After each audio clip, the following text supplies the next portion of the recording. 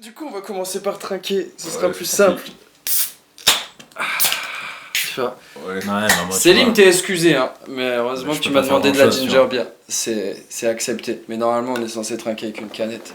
À la vôtre, les gars. N'oubliez pas le preneur de son. À la tienne, Med. il y avait des canettes ginger beer. Hein. Ouais, bah j'ai pas trouvé, ça va, pas commencer à me casser les couilles. Je t'avais dit que t'as mal fait de m'inviter.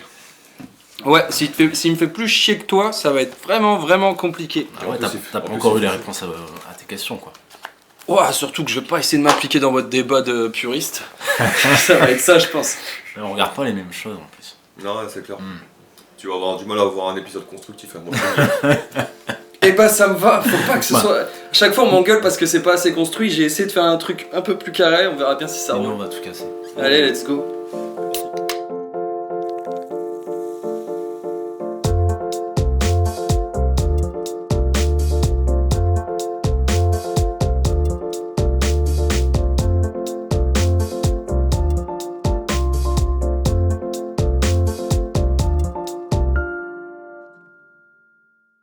Bienvenue dans BPM les gars, bière, pote, maison, une canette, un sujet, un canapé confortable, Confortable, on peut le dire, on effectivement. peut le dire. Puisque là, Allez, la promesse est honorée. aujourd'hui on est avec Célim et Guillaume pour parler cinéma.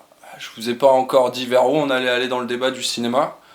On se connaît depuis pas si longtemps que ça, à trois. Célim, on s'est rencontrés encore une fois, et c'est ce qui est marrant, c'est qu'il y en a beaucoup dans l'émission où c'est comme ça que ça s'est fait, au bar. Ouais. Et on a parlé de cinéma un jour, et on a aimé parler de ça. Mhm. Guillaume, pareil, on s'est rencontrés dans les bars, et on a commencé à parler ciné, d'amitié. En plus, toi, c'est ton boulot, tu travailles au cinéma d'Arras. Je travaille au cinéma d'Arras, entre autres, effectivement. À côté de ça, vous faites des critiques pour vous.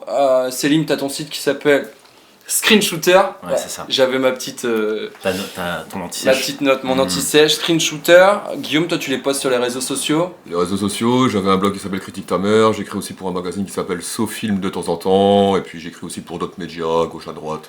Du coup, le cinéma, c'est votre vie, quoi. Genre, Oui, bon, en ce qui me concerne, Ça, oui. Toi, ouais, parce que t'en vis. Ouais. Moi, c'est plus passionnel. Ouais. Ouais. Bah, c'est une mais c'est un passion. loisir qui te prend du temps. Moi, maintenant. Ouais. Bah, Pourquoi? À je- cause de ton travail ou Pas- c'est un parce choix parce que je vis autrement.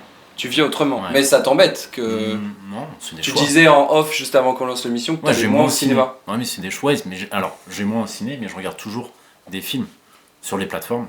Tu vois, par exemple. Bah ouais, on va en parler aussi Ouais. d'aller au cinéma et de regarder sur les plateformes qui prennent, je trouve, énormément de place aujourd'hui. Mhm. Ça permet de découvrir des trucs, mais de redécouvrir aussi parce qu'il y a des vieux films qui apparaissent Ouais. de temps en temps.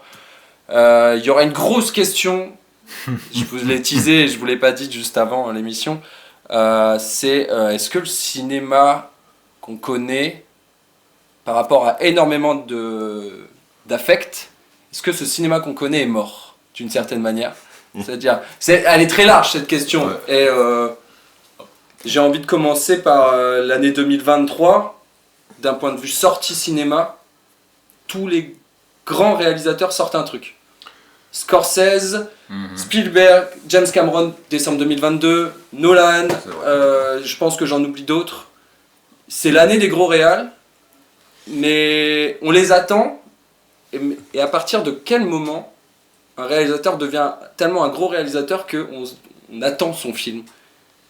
C'est compliqué quand même. hein. C'est compliqué. Parce que Ouais. Jordan Peele, il y en a beaucoup qui le considèrent comme un grand réalisateur. À partir du moment où il a pété avec Get Out, Ouais.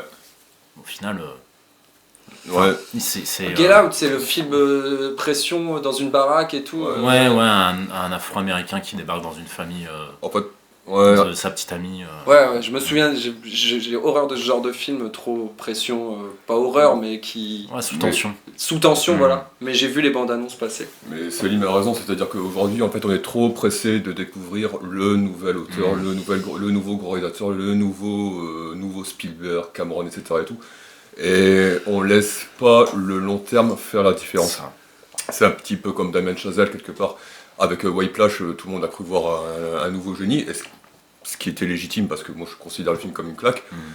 Reste qu'après, est-ce que le mec a honoré ses promesses? Bon, après, je sais bien que c'est une décision qui appartient à chacun, hein, je suis pas là pour trancher, c'est plus litigieux. Mais en fait, c'est ça. Bon, Spielberg, c'est particulier, parce que tout le monde ne pète pas le score avec les dents de la mer, tu vois ce que je veux dire, sur son troisième film. Tout le monde ne fait pas dans la meilleure autostratégie. C'est compliqué. Mais tous les mecs qu'on aime, que nous, avec qui on a grandi, les Cameron, les Peter Jackson... Est-ce qu'il y a eu une genre de génération dorée, où en plus ils se connaissaient tous et ils échangeaient tous, comme il y a eu dans d'autres styles artistiques? Quand même. Oui. Moi, j'ai découvert sur le tard que Robert Rodriguez, qui a fait des films plutôt, comment dire, tout public, enfin Desperados, Spice Kid, etc. En fait, le mec, il côtoyait Spielberg, il côtoyait Coppola, mais parce que d'un point de vue technique, il apportait des trucs. Donc, dans l'ombre, enfin, en lumière, il n'était pas du tout dans la même catégorie, mais dans l'ombre, il se côtoyait quand même. Et puis, et en plus, les mecs s'échangent toujours des trucs. Là, il y a quelques semaines, je suis tombé sur une interview de Louis Leterrier, donc le réalisateur de Fast and Furious 10, et il disait Sur Combini, non? non, c'était sur notre média, j'ai oublié le nom. Et le mec disait que oui, il était très pote avec David Fincher, avec James Cameron, avec tous ces mecs-là. Et il disait que oui, effectivement, je fais pas du tout les mêmes films qu'eux. Tu vois, donc on est très différents et tout.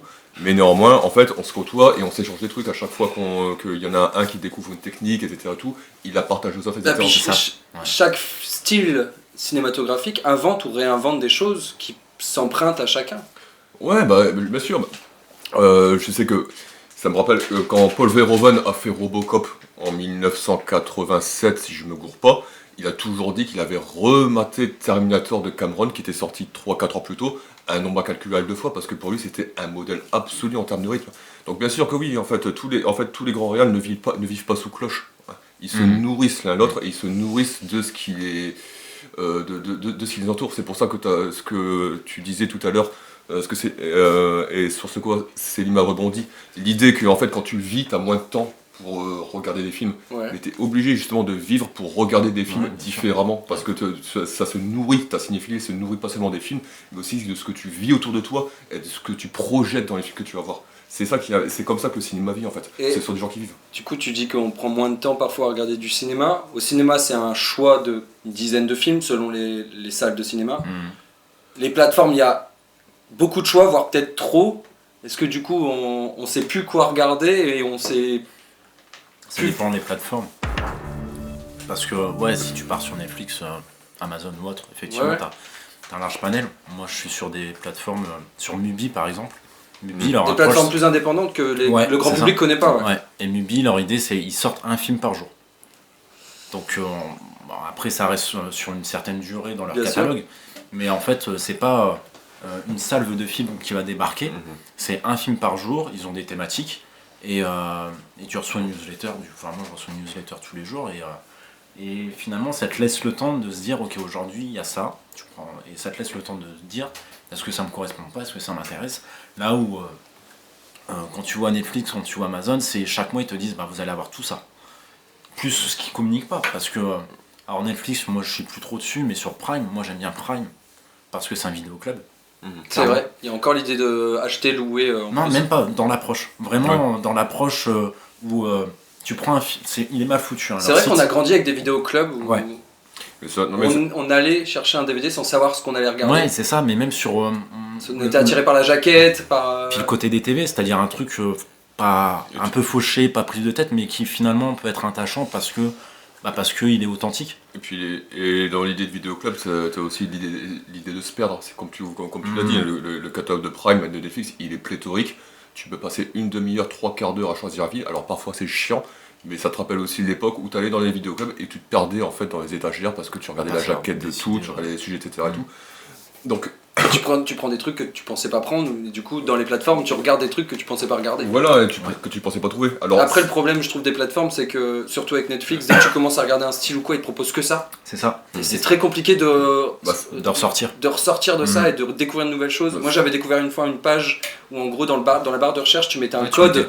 Tu mettais un code pour vraiment arriver que sur un certain style. Mais c'est comme ça que j'ai réussi à refaire ma page Netflix parce que... Tu pointes du doigt un vrai problème, c'est-à-dire qu'avant, quand tu allais dans un vidéoclub, c'est que si le vendeur, le mec qui bossait connaissait bien son taf, il connaissait le cinéma, il aimait en parler, et il connaissait, donc il disait tiens j'ai reçu ça, etc. Donc il dirigeait en fait, quelque part. Sur Netflix et les plateformes, t'as quoi? T'as un algorithme. Un algorithme qui te cible en fonction de ce que tu regardes et tout, et qui essaie de dresser un profil client, en fait, qui est le plus souvent très éloigné de la personne que tu es. Oui, totalement. Parce que t'as pas de contact humain, en fait. Et c'est ça la vraie différence entre un vidéoclub de plateforme et un vidéoclub tel qu'on en a connu. C'est que tu n'as plus l'expérience humaine, le contact humain, qui fait que le gars ou la nana qui va bosser, elle te connaît, elle connaît le cinéma, elle va pouvoir en parler, te diriger. Là, c'est un algorithme qui te fait en fait. Et un algorithme ne comprend pas ce genre de truc par définition. Donc c'est peut-être ça, je pense, la vraie différence, au-delà du fait que tu peux plus toucher les jaquettes, que tu n'as plus l'expérience d'y aller, quoi, tu vois. Ouais. En moyenne, sur une année ou sur un mois, plus sur un mois en fait, Célim, peut-être plus il y a quelques années, vu que tu disais que tu y vas moins et que tu regardes moins, combien de fois vous regardiez des films vraiment en découverte ou en redécouverte par Le mois? cinéma, alors. Toi en plus, Guillaume, tu as la chance de travailler dans un ciné, du coup tu as peut-être plus l'occasion, sur tes heures où tu travailles pas, où tu arrives, je pense, à te placer sur des séances, mais qu'au cinéma ou même chez soi? même chez soi, parce qu'il oui. y a aussi un truc particulier chez soi quand on regarde un film, c'est qu'on bloque sa soirée et on sait qu'on va s'asseoir 1h30. Il y a le même exercice qu'au cinéma, tu vois. Ouais. Non, je suis là, c'est vrai, il faut pas. On a toujours tendance à opposer les deux, le fait d'aller voir des films au cinéma et le fait de les regarder chez soi en disant que le regarder chez soi c'est forcément une expérience d'évaluer. C'est différent, t'as raison, hein, t'as complètement raison, c'est différent, alors c'est peut-être moins intense, mais c'est différent et c'est pas pour ça que ça doit être sous-considéré par rapport à l'expérience ciné. Mais pour moi, enfin. Ça dépend de ton Moi, matos, ça dépend les périodes aussi. Le travail, les périodes, c'est vrai qu'en été on va moins regarder parce que la température fait qu'on a plus envie de sortir, de se balader. Et encore. Non. Oui, ça dépend de la vie de chacun. Moi, je me dis, tu vois, quand je fais des festivals, forcément, sur mon mois, je vais en voir beaucoup plus. C'est vrai que t'as déjà fait Cannes en plus. Moi, j'avais fait Cannes, j'ai fait le festival d'Arras, et après des festivals sur Paris, il y a le PIF, le Paris International Fantastic Film Festival, et un autre sur des films un peu plus underground, plus extrêmes, c'est le Sadik Master Festival. Je crois que c'est tout. Je sais pas si t'as eu le truc quand tu fais. Parce que comme dit Céline, quand tu fais des festoches, tu bouffes tu bouffes du film, mais vraiment, tu en bouffes. Moi, au Festival d'Arras, quand je le fais en tant que journaliste, je peux en bouffer 3 ou 4. Alors sur une période alors sur une période de 10 jours, fais le calcul, c'est énorme. Mais du coup, je sais pas si t'as déjà eu le truc, c'est que t'as l'impression que ton cerveau s'adapte en fait. Et du coup, là où normalement t'as besoin d'une heure ou deux pour digérer un film en période normale, en heure creuse, on va appeler ça comme ça, là en fait tu te le mets à les digérer hyper rapidement. Mais surtout tu cherches pas à le regarder en tant que spectateur, tu le regardes pas en divertissement parce que tu vas essayer d'émettre quelque chose, de voir des choses. Alors ça c'est piège. Ouais. Le piège c'est d'essayer. T'arrives à encore prendre plaisir sur certains films? Grave, mais complètement. Et d'ailleurs s'il y avait plus de plaisir, j'arrêterais. Mais complètement. Ouais. Et tout part de là en fait, tout part de tes émotions, de ce que tu ressens. Si tu commences à essayer de juger avec un œil de professionnel, tu mets une distance. Et il faut surtout pas cultiver une distance a priori quand tu regardes un film, jamais de la vie. Faut regarder les bandes annonces ou les synopsis avant d'aller voir un film. Je regarde de moins en moins les bandes annonces moi parce que déjà elles sont trop longues. Enfin, et elles montrent de plus en plus de choses. Maintenant, la première non, mais ils en sortent de plus en plus avant la sortie du film. Maintenant une bande annonce c'est 2 minutes voire 3. Avant une bande annonce c'était 1 minute, c'était scindé. Ouais. Moi je me rappelle du film Full Time Killer.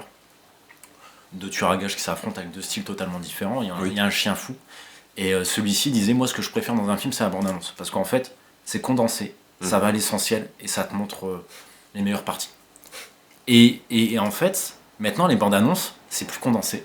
Ça te montre, alors, plus ou moins les meilleures parties, mais il y a plus de fun parce que c'est trop long, t'as l'impression d'avoir tué tout le film. Ça te montre une blague, ça te montre une scène de combat, ça te montre... c'est même pire, moi j'ai l'impression que ça te montre vraiment le déroulement de l'histoire de A à Z. C'est-à-dire le point de départ jusque limite, alors peut-être pas la fin, mais au moins les 3/4 de ton film, quoi. Dernièrement, je trouve qu'il y a des bandes annonces où ils arrivent à ne pas te montrer clairement quel va être le problème final, tu vois. Parce que c'est vrai qu'il y a des films qui spoilent, des bandes annonces qui spoilent énormément. T'as vu la bande-annonce, t'as vu le film comme tu dis. Ouais. T'as le déroulement clé, genre tu vois l'introduction du film, tu vois le milieu du film où je sais pas, il y a une création d'équipe, il y a un... et puis tu vois limite l'image du combat final et 2-3 shoots du truc et tu sais où tu vas. Ouais. Et il y a quand même certaines prods, des grosses, je pense à Marvel, tu vois, les Gardiens de la Galaxie 3, la bande-annonce montre énormément de choses et en même temps très peu.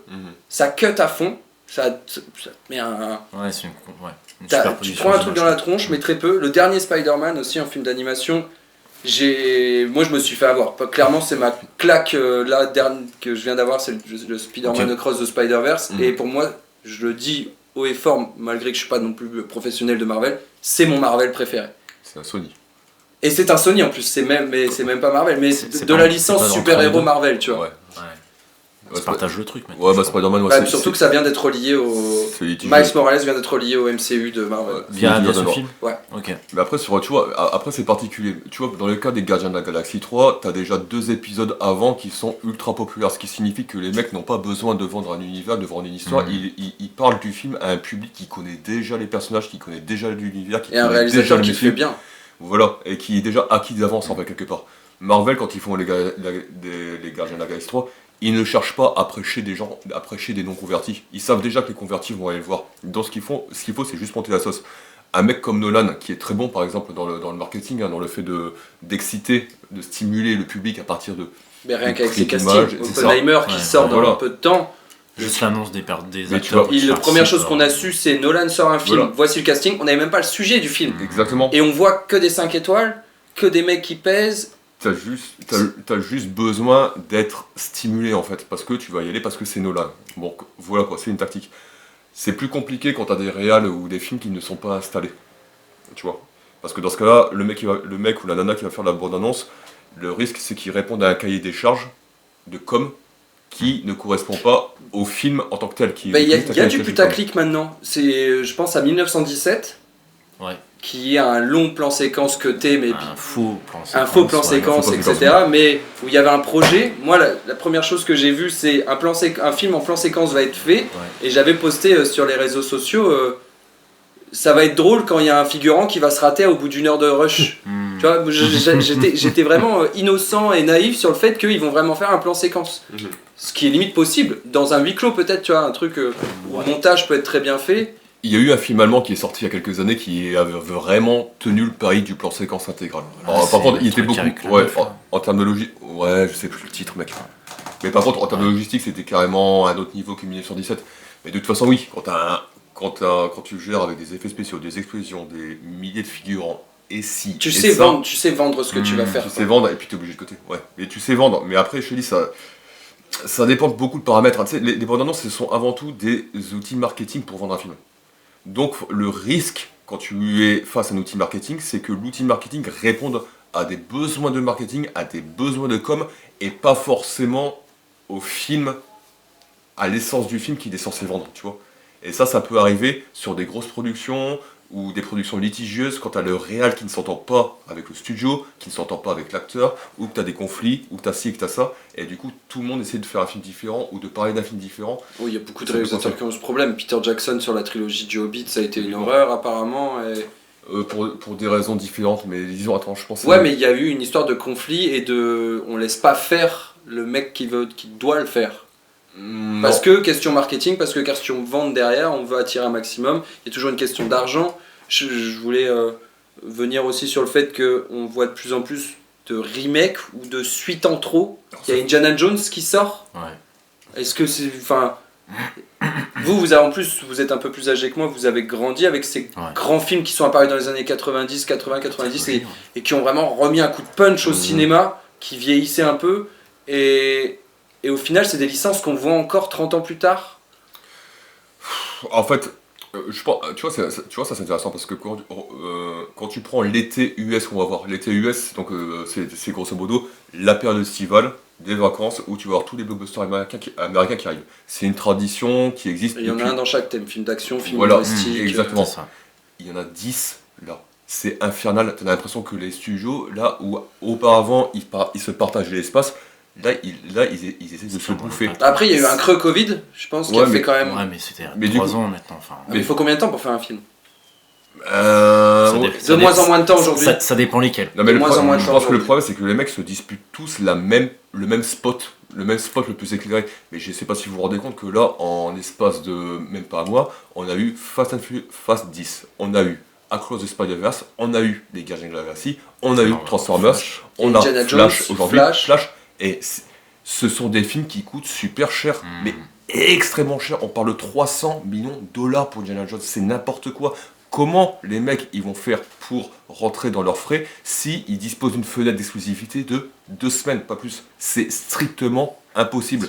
Là, je pense vraiment que cet été, il y en a pas mal qui vont perdre beaucoup de plumes maintenant. Pourquoi sortir des films l'été? La disponibilité des personnes. Et des Parce ados, que les vacances. des ados, des enfants, Ouais. ouais, bien sûr. Surtout des enfants. Pour les gros films, je suis d'accord. Et si les enfants y vont, les parents y vont. Parce donc que l'année forcément, tu 2023 vas est hyper chargée au final. Parce Elle que est je méga vous ai chargée. dit, je vous ai dit, les gros réalisateurs sortent leurs films, Ouais. mais aussi les grosses productions sortent leurs films. C'est une année hyper chargée en cinéma. Comme si, surtout qu'on dit toujours que de moins en moins de gens vont au cinéma, ça avait bien repris après Covid. Et... Alors, pour moi, c'est une Qu'est-ce qu'on idée fait? On reçue, prêche le la- faux pour la- savoir le vrai, on dit que la ça va baisse de pas, mais au final fréquentation. ça va.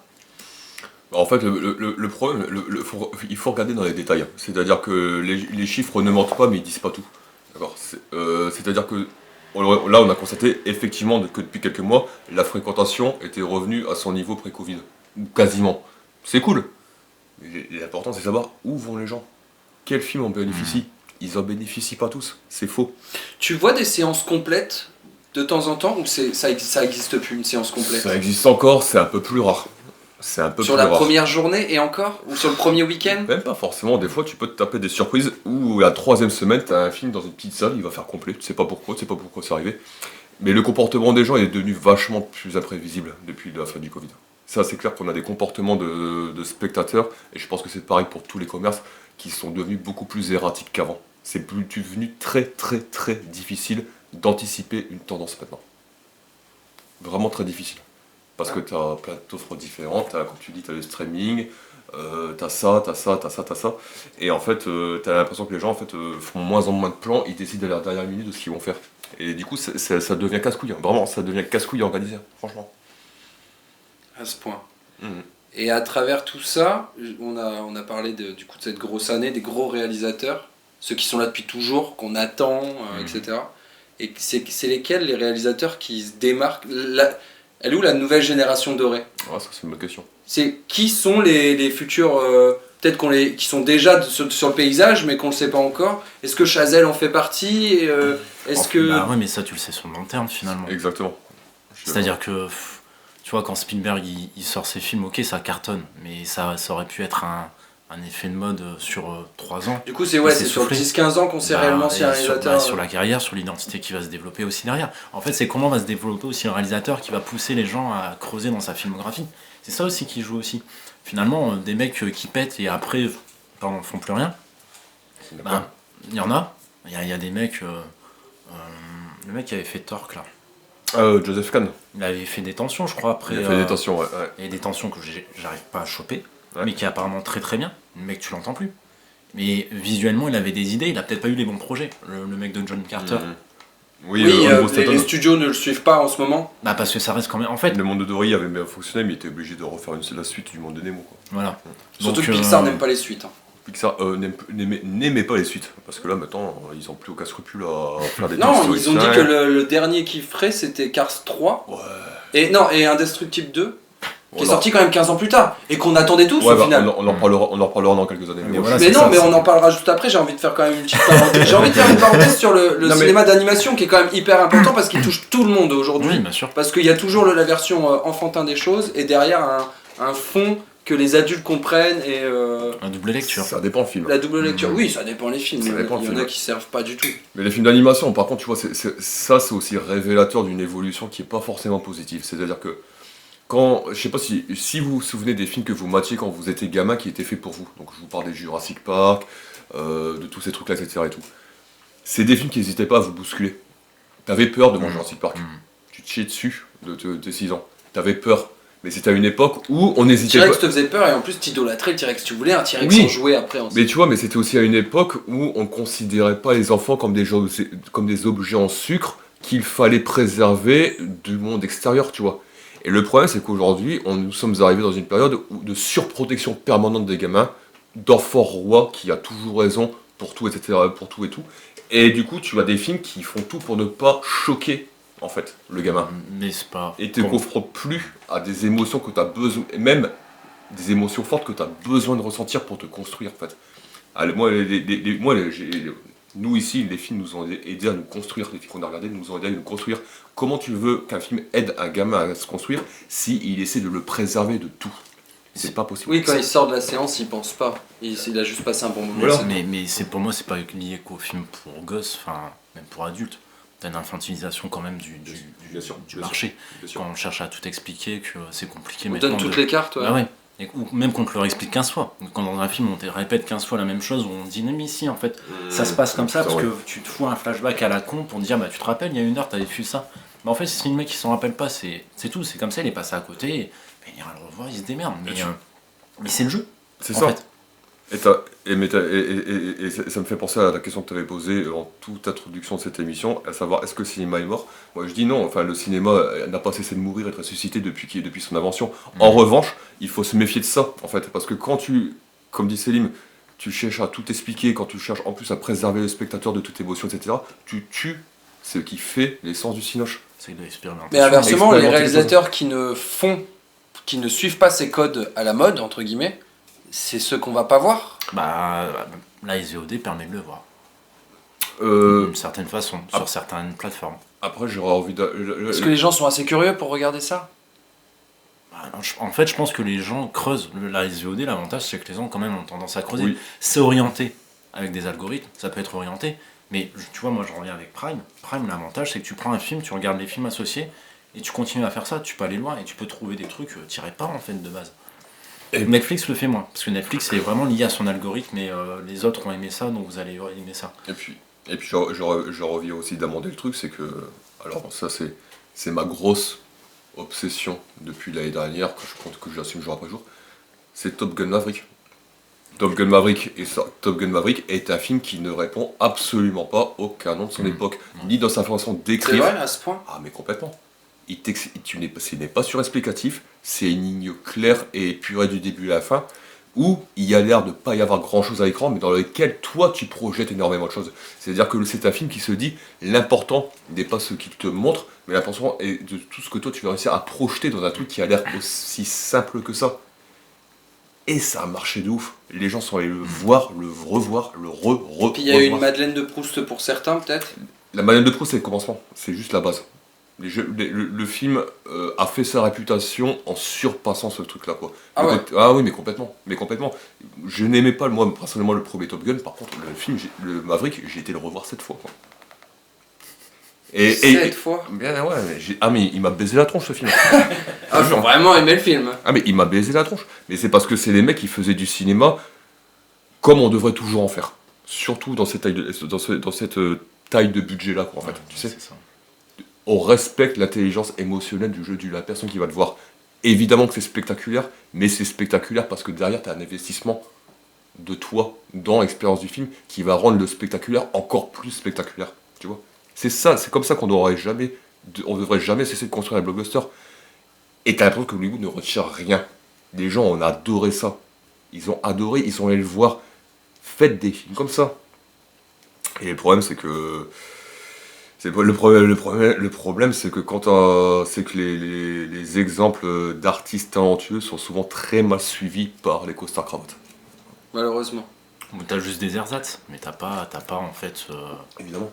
des opportunités ou des prises de risques supplémentaires. T'as aimé Tom Gun Maverick sans aimer le premier. Et j'ai dit que pour beaucoup, je pense qu'il y a eu une Madeleine de Proust. Et puis quand il est sorti, Top Gun avait quand même marqué, je pense, une génération. C'est quoi pour vous votre Madeleine de Proust dans le cinéma? Rapidement. Moi, je crois que c'est les Batman de Burton. Ça se défend, ouais. Ouais. Bah, et tu vois, quand on parlait de Jurassic Park, moi, c'est ça, en fait, les Batman de Burton. En fait, j'étais sur la série animée des années 90, Ouais. qui m'a matrixé, et après, je vois les films. Qui est le meilleur produit Batman à l'écran. Ouais, en termes d'animation. Encore et tout, aujourd'hui, c'est... Enfin, puis c'est dense, il y a eu beaucoup d'épisodes, il y a eu le temps de développer des choses. Il y a aussi une... Enfin, on a arrêté de faire des méchants bêtes. non, puis même visuellement, il y avait de l'expressionnisme allemand, enfin ça allait loin, et pourtant c'était un film d'animation pour gosses. Mais voilà, tu vois, ça avait une approche qui était, une identité visuelle et artistique qui était là. Et il y a les Burton que je découvre après, et je m'attendais que c'était dans cette continuité où c'était sombre, mais ça va quoi. Et tu vois le pingouin qui bouffe la chair crue, tu vois des mecs qui sortent des égouts totalement défoncés, t'as l'électrocution de... Et ça, c'est un truc qu'on montait gamin. Mais ouais, voilà, c'est ça, c'est ce que je dis. Et même à l'époque, le studio, ils ont fait une descente d'organes quand ils ont vu le résultat. bah, mais ils n'avaient pas le choix, ils devaient le sortir. Ouais. Puis c'était c'était Burton, il y avait aussi ce truc-là. Mais on a kiffé. Il avait sa grosse vague. Mais on a Ouais, il kiffé. est hypé. Ouais, mais ouais, ça a fonctionné quand même. On a tout ce qui fait de ouf. Mais ouais, c'était un délire. Moi, je pense que c'est ça. Pour toi, Guillaume? Moi, des Madeleines de Proust, honnêtement, j'en ai plein. Mais si Bah, je devais en retirer. ouais, voilà, une vraiment, c'est ton enfance. Alors, je dirais plus spécifiquement le cinéma d'action des années 80-90, et encore plus spécifiquement, si je devais retenir un truc, ça serait le seul, le grand, l'unique. T'es dans mon cœur, Jean-Claude. Monsieur Van Damme, évidemment, quoi. Il n'y a personne qui sait réussir ça. Enfin, pas encore de nos jours. Être vraiment cette personne centrée. On ne pense pas vertical, horizontal, on pense vertical. C'est-à-dire qu'on est bien droit dans la vie. On ne pense pas aux heures, aux secondes. Tout est neutral. Ok. Les films de Jean-Claude Van Damme. Ouais. C'est vrai, à ce point oui, mais grave, fuck.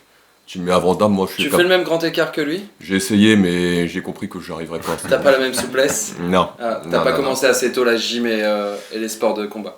Ouais, non, c'est ça. Je pense qu'il me manque quelque chose. J'ai fini par l'accepter avec les années, mais ça a été long. Surtout qu'il traverse les âges, hein, au final, ce mec-là. Bah oui, complètement. Malgré son côté hyper... Mais il a son identité. Ouais, voilà. Mais pourtant, il était moqué, mais c'est l'un des mecs qui s'est quand même le plus battu et qui a réussi... Il était moqué pour de mauvaises raisons, et en fait, aujourd'hui, je trouve qu'il est hyper célébré, pas forcément pour de bonnes raisons. C'est-à-dire que... Tu vois, Van Damme, c'est un peu comme des mecs comme Nicolas Cage. C'est-à-dire qu'on les kiffe pour ce qu'ils ont fait avant. Mais ce qu'ils font maintenant n'intéresse plus personne. C'est vrai. S'ils ont un retour, ils ont des rôles... c'est des rôles fan service. Ouais, mais c'est pareil, c'est tout un pan de Il y a Van Damme, on va aller voir on est content, il y aura Van Damme dans le film. En fait, c'est tout un pan de l'industrie qui surfe sur de la nostalgie que les personnes n'ont jamais connue, d'une époque que personne n'a jamais connue. Les Stranger Things, c'est ça aussi. Oui, ça fonctionne parce que ça te vend une nostalgie que des personnes ne sont même pas nées à cette époque-là. Et donc ça te donne l'illusion de revivre une époque où en fait t'es plus dedans, tu seras jamais dedans et faut passer à autre chose, quoi. C'est exactement ça. Ça demande, c'est toujours vendre le mirage en fait d'une époque que t'as pas connue. C'est un peu, c'était quoi le film putain, tu sais, où les mecs dans, je sais pas si t'as vu Strange Days de Catherine Bigelow, tu sais, Cyberpunk et tout. C'est un film cyberpunk des années 90 où en fait grosso modo là, vous aviez des personnages qui avaient la possibilité d'injecter une drogue qui était en fait des clips qui leur permettaient de vivre les expériences qui avaient été vécues par d'autres personnes. Ouais. Tu vois? Genre Black Mirror, quoi. Ouais, je connais pas la référence, mais genre truc qui... une technologie qui permet de faire des choses, quoi. C'est légitime. Ouais, non, la référence est légitime. Je connais mal la série, mais c'est fort probable. Strange Days a aspiré plein de réals et plein de films. Mais du coup, aujourd'hui, t'as l'impression que c'est ça. Les gens veulent se shooter à des souvenirs par procuration des époques qu'ils n'ont pas connues, en fait. Et t'as même ça dans le dernier Transformers, qui est pour le coup un pur shoot des années 90, que j'ai apprécié, mais qui... Il est vraiment bien, ce dernier Transformers, par rapport à la deuxième partie qu'ils ont fait... Non, en termes de cinéma, c'est un épisode de Power Rangers par rapport au film de Michael Bay. Qu'on aime ou pas Michael Bay, c'est une proposition de cinéma la première trilogie, la première trilogie, vu que j'ai grandi avec, je suis allé les voir au cinéma. Ouais, jamais accroché, moi. Bah, moi je trouve ça spectaculaire. Des robots qui combattent. Non, mais je peux comprendre. Surtout quand tu connais l'histoire de Transformers, où de base c'était juste des jouets, et puis c'est devenu un dessin animé, et puis il y en a un qui s'est lancé, c'était Michael Bay, qui a mis que des belles bagnoles, et qui a fait un truc, qui a mis une belle nana avec une belle carrosserie aussi, tu vois. Megan Fox, ouais. Mais non, mais le problème, tu vois... C'est une réalité, hein. Tout le monde sait que Megan Fox a été pris pour ça. Bah oui, malheureusement. Mais en même temps, faut aussi nuancer, c'est-à-dire que oui, effectivement, j'ai pas essayé de dégager un discours féministe sur les Transformers, parce que je suis pas baisé la tête à ce point-là. Mais c'est dangereux. Mais Michael Bay a toujours essentiellement filmé ses acteurs aussi pour l'image. C'est-à-dire que quand il va filmer un visage, un profil, etc., il fait un cast de gueule, quoi. Ça va bien rendre à l'écran. Tu regardes Armageddon, Liv Tyler, elle joue comme une savate. Par contre, punaise, qu'est-ce qu'elle dégage bien à l'écran. Et le mec, il va la filmer, il va trouver une focale, une lumière et tout. Et elle est juste là pour sa fonction iconique, en fait. Et Michael Bay fonctionne beaucoup comme ça. Donc effectivement, quand il filme Megan Fox qui se penche dans se cabre contre la caméra et compagnie, oui, il y a un plaisir d'adolescent lubrique comme ça qui rend pas justice aux capacités d'actrice litigieuse de la demoiselle.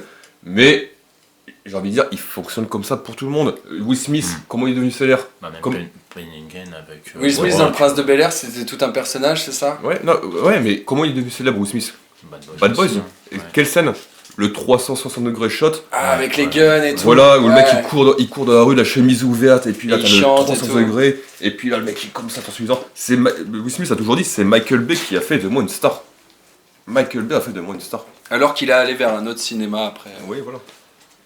Quel acteur vous manque? Oh putain. sur les écrans aujourd'hui pour...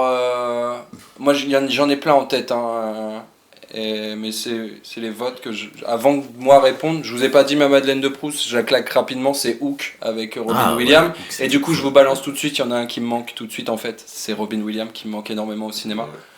Mais quel acteur vous manque à l'écran et en plus porter, c'est comme ça que je le vois, réellement quelque chose à l'image, malgré qu'il soit catégorisé dans un style. Il y en a 3 qui me viennent en tête, hein. C'est Robin Williams, Tom Hanks et Jim Carrey, qui étaient un peu catégorisés, mais qui sur certains films ont réussi à se décaler. Et moi je trouve qu'ils leur personnalité me manque personnellement sur. Et alors, peut-être que je me connais pas assez le cinéma d'aujourd'hui, que je capte pas qui sont les nouveaux de ce style-là. Peut-être Joaquin Phoenix, qui est très bon sur le changement d'image. Mais quel acteur vous manque aujourd'hui au cinéma ? Ou vous trouvez que quand vous allez voir le film, vous l'idolâtriez ? Moi j'en ai un comme ça qui me vient direct sans réfléchir. Gene Hackman. Je sais même pas qui c'est. Alors Gene Hackman, il jouait le méchant dans Impitoyable, il a joué dans Les Pleins Pouvoirs avec Clint Eastwood, dans Opération Crépuscule, c'était lui qui jouait dans French Connection de William Friedkin, un des grands polars classiques des années 70. Vous connaissez la tête, vous l'avez forcément vu dans un film dans USS Alabama, il a le meilleur duel d'acteurs des années 90 avec Denzel Washington, juste derrière De Niro et Pacino. Répète son nom. Gene Hackman. Hackman. Ouais. Hackman. Aujourd'hui, le mec il a 90 balais, donc. Plus faire grand-chose. Voilà. Et moi j'adorais ce mec-là parce que putain. Ah oui, d'accord, jeune. D'accord. Oh, ça me dit rien du tout, c'est fou. J'adorais ce mec-là parce que c'est un génie discret. Le mec, il a jamais l'air de jouer et pourtant c'est toujours évident, fluide en fait. T'as jamais. Et il a été à côté des plus grands. Il a été à côté des plus grands et il a été l'un des plus grands. C'est l'un des plus grands. Mais d'une autre époque. D'une autre époque. Ben, c'est ça la question. Moi, et ça manque, tu vois, parce que t'avais des gars sûrs. Moi, ça manque ces gars sûrs. Ils avaient des gueules, pas parce qu'ils étaient beaux, ils avaient des gueules, ils avaient un caractère. C'est ça, exactement. Ils avaient un caractère, ils avaient une présence, et tu te disais, c'est un gars sûr, tu vois. C'est-à-dire que s'il est là, bon, ça sera pas si mauvais que ça. T'as besoin de. C'est comme avoir des tontons. De garantie, quoi. Voilà. Pour toi, Célim ? Moi, c'est compliqué, parce qu'en fait, je pense que je suis plus attaché à des réalisateurs. Tu vois, Tony Scott. Moi, c'est Tony Scott qui me manque. Parce que, putain, terrible. C'est terrible. Ah ouais. Ah ouais, merde. Et par rapport à ce qu'il proposait en termes de films d'action et tout, c'était ouf. Et en termes d'expérimentation, c'est ouf. District 9, Neil Blomkamp. Ouais, Neil Blomkamp, pareil. Lui, il est censé faire une suite de District 9, non ? Voilà, il revient au Cinoche cet été. Hein. C'est pas sur avec Gran Turismo. Ah ouais. C'est lui ? Ouais. Oh, j'ai peur. Il y a pas aussi. Mais c'est pas sur ça que je l'attends, tu vois. Moi, c'est terminé ça. Son triptyque Elysium, District 9, Chappie. Ouais, Elysium, j'avais pas accroché. Ouais, mais en fait, il y a tout le temps un fond, un délire SF, fond hyper de société. Ouais, social, ouais. Hyper social et qui fait que je reste devant l'écran. Non, puis il a quand même des idées, mais. District 9, c'est fiction. Ouais, c'est ça. Mais tu vois, alors tu vois, typiquement, ça rejoint ce que tu disais tout à l'heure. Où sont les nouveaux Spielberg, les nouveaux génies d'aujourd'hui ? Neil Blomkamp, quand il a sorti District 9, tout le monde voulait l'inscrire au panthéon des Jackson, des Spielberg, etc. Parce que tout le monde voyait en lui, putain, c'est le nouveau talent, c'est le nouveau génie. Il faut qu'il y ait une continuité. Voilà. Et le problème, c'est que les films suivants, même s'ils étaient toujours intéressants visuellement parlant, n'étaient pas à la hauteur de District 9. Parce qu'à mon sens, Neil Blomkamp est un directeur artistique fabuleux. Non, attends, justement, parce que le problème dans District 9, c'est que tu avais un scénario qui a été coaché par Peter Jackson et Philippa Boyens, qui avaient tous les deux, du coup, écrit la trilogie Le Seigneur des Anneaux. T'avais des scénaristes derrière et t'avais des producteurs Jackson est très bon à la production. Qui savaient le canaliser, qui ont su prendre ce qu'il y avait de meilleur en lui pour sortir le meilleur de ce qui pouvait sortir à l'écran. Et quand tu lui enlevais ça, en fait, eh ben c'est devenu beaucoup plus compliqué. Mais Rodriguez, c'est pareil. Il n'y avait jamais eu le talent visuel de Blomkamp. Non, pas visuellement, mais je veux dire, il arrivait à faire des propositions qui tenaient de bout en bout parce qu'il était accompagné. Voilà. Quand il était avec Tarantino, ça fonctionnait. C'est ça. Quand il est solo et qu'il fait ses Desperado, Machete, ça tourne à vite, quoi. C'est pas faux, ouais. Non, mais c'est vrai que c'est pas faux. Et du coup, c'est vrai qu'on sous-estime toujours l'accompagnement. Les personnes de l'ombre derrière les grands réals, quoi. Tu sais, un mec comme Michael Bay, il a son équipe qui le suit depuis 20 ans. David Fincher, c'est pareil. clairement. il faut pas. Ils ont fait toute leur carrière avec les mêmes en fait. Ouais, les mêmes c'est ça. techniciens, les C'est meilleurs comme des une meilleurs. compagnie de théâtre, ils oui. se suivent. Un réal a son photographe. Ouais, a son... justement, et Oui. tu vois que parfois quand il y a des départs, ça peut être compliqué ou que c'est un changement d'atmosphère ou d'identité, mais c'est pas en fait ce Fincher qui a changé ou un autre réalisateur, c'est une personne de son équipe C'est ça. C'est pour ça que Tom Cruise Qui il bosse. donne pas les mêmes idées, les mêmes envies, qui les a mêmes pas la même choix. sensibilité. Ouais, voilà. C'est pour ça que Tom Cruise il bosse toujours avec les mêmes et surtout avec Christopher McQuarrie depuis 10 piges quoi. Le McQuarrie qui a réalisé du coup Mission Impossible 5-6 et qui va sortir le 7 que j'attends comme un malade Il y a mental. aussi un Mission Impossible qui arrive. Ouais. Et tu vois, mais Tom Cruise comprend l'intérêt de s'entourer des meilleurs. Il a toujours compris ça. Quoi qu'on puisse lui reprocher, il a toujours compris l'intérêt de s'entourer des meilleurs des meilleurs. Vous avez un style de prédilection? Je pense que je le sais pour tous les deux, mais je vous pose quand même la question. Un style cinématographique de prédilection, vraiment? Ou... Ouais, vas-y. Alors vas-y, tu sais ce que tu vas répondre, tu sais ce que je vais répondre. Bah, moi, c'est le film de genre de manière plus générale. Après, ouais, tout ce qui est horreur fantastique. Voilà, je savais qu'il y avait un truc sur l'horreur, Ouais, toi. moi aussi. Parce que je trouve que c'est un terrain d'expérimentation qui est intéressant. Complètement. En fait, Où il y a eu des évolutions. Où on a créé des choses. ouais, et encore maintenant. Enfin, tu vois, quand je disais en festival, j'allais au Sadik Master Festival. Alors, il y a beaucoup de films. Enfin, il y a une diversité de films fauchés, etc. Mais en fait, t'as une authenticité, t'as un souhait d'expérimenter. Les mecs, ils ont pas de thunes, mais même sur de la déconstruction d'image ou de son, ça tente. Et en fait, ça te propose des expériences que t'auras pas sur d'autres festivals. Et moi, c'est ça que j'en cherche. Ouais, moi ce qui m'attriste, c'est que le cinéma d'horreur en général, je prends tous les styles Ouais. en disant horreur et tu captes ce que je veux dire. Je ne comprends pas le fait de se faire peur. Surtout que je suis quelqu'un qui pense énormément et je peux très facilement mal dormir à cause de ça. Non mais je suis une fillette. Avec Mehdi qui est à la technique de nouveau avec nous. Un soir on a regardé La Nonne et Insidious ou un truc comme ça. Ouais. On a enchaîné 2 films d'horreur, on s'est fait une soirée film d'horreur. Et on avait dit que si on avait peur, on buvait un shot de tequila. Et Mehdi s'en souvient, il me le ressort de temps en temps. T'as fini J'ai bourré. eu tellement peur d'une scène d'un putain de screamer que j'ai lâché des ta mère, mais genre vraiment pas bien. Et limite j'ai fait peur aux gens à côté de moi.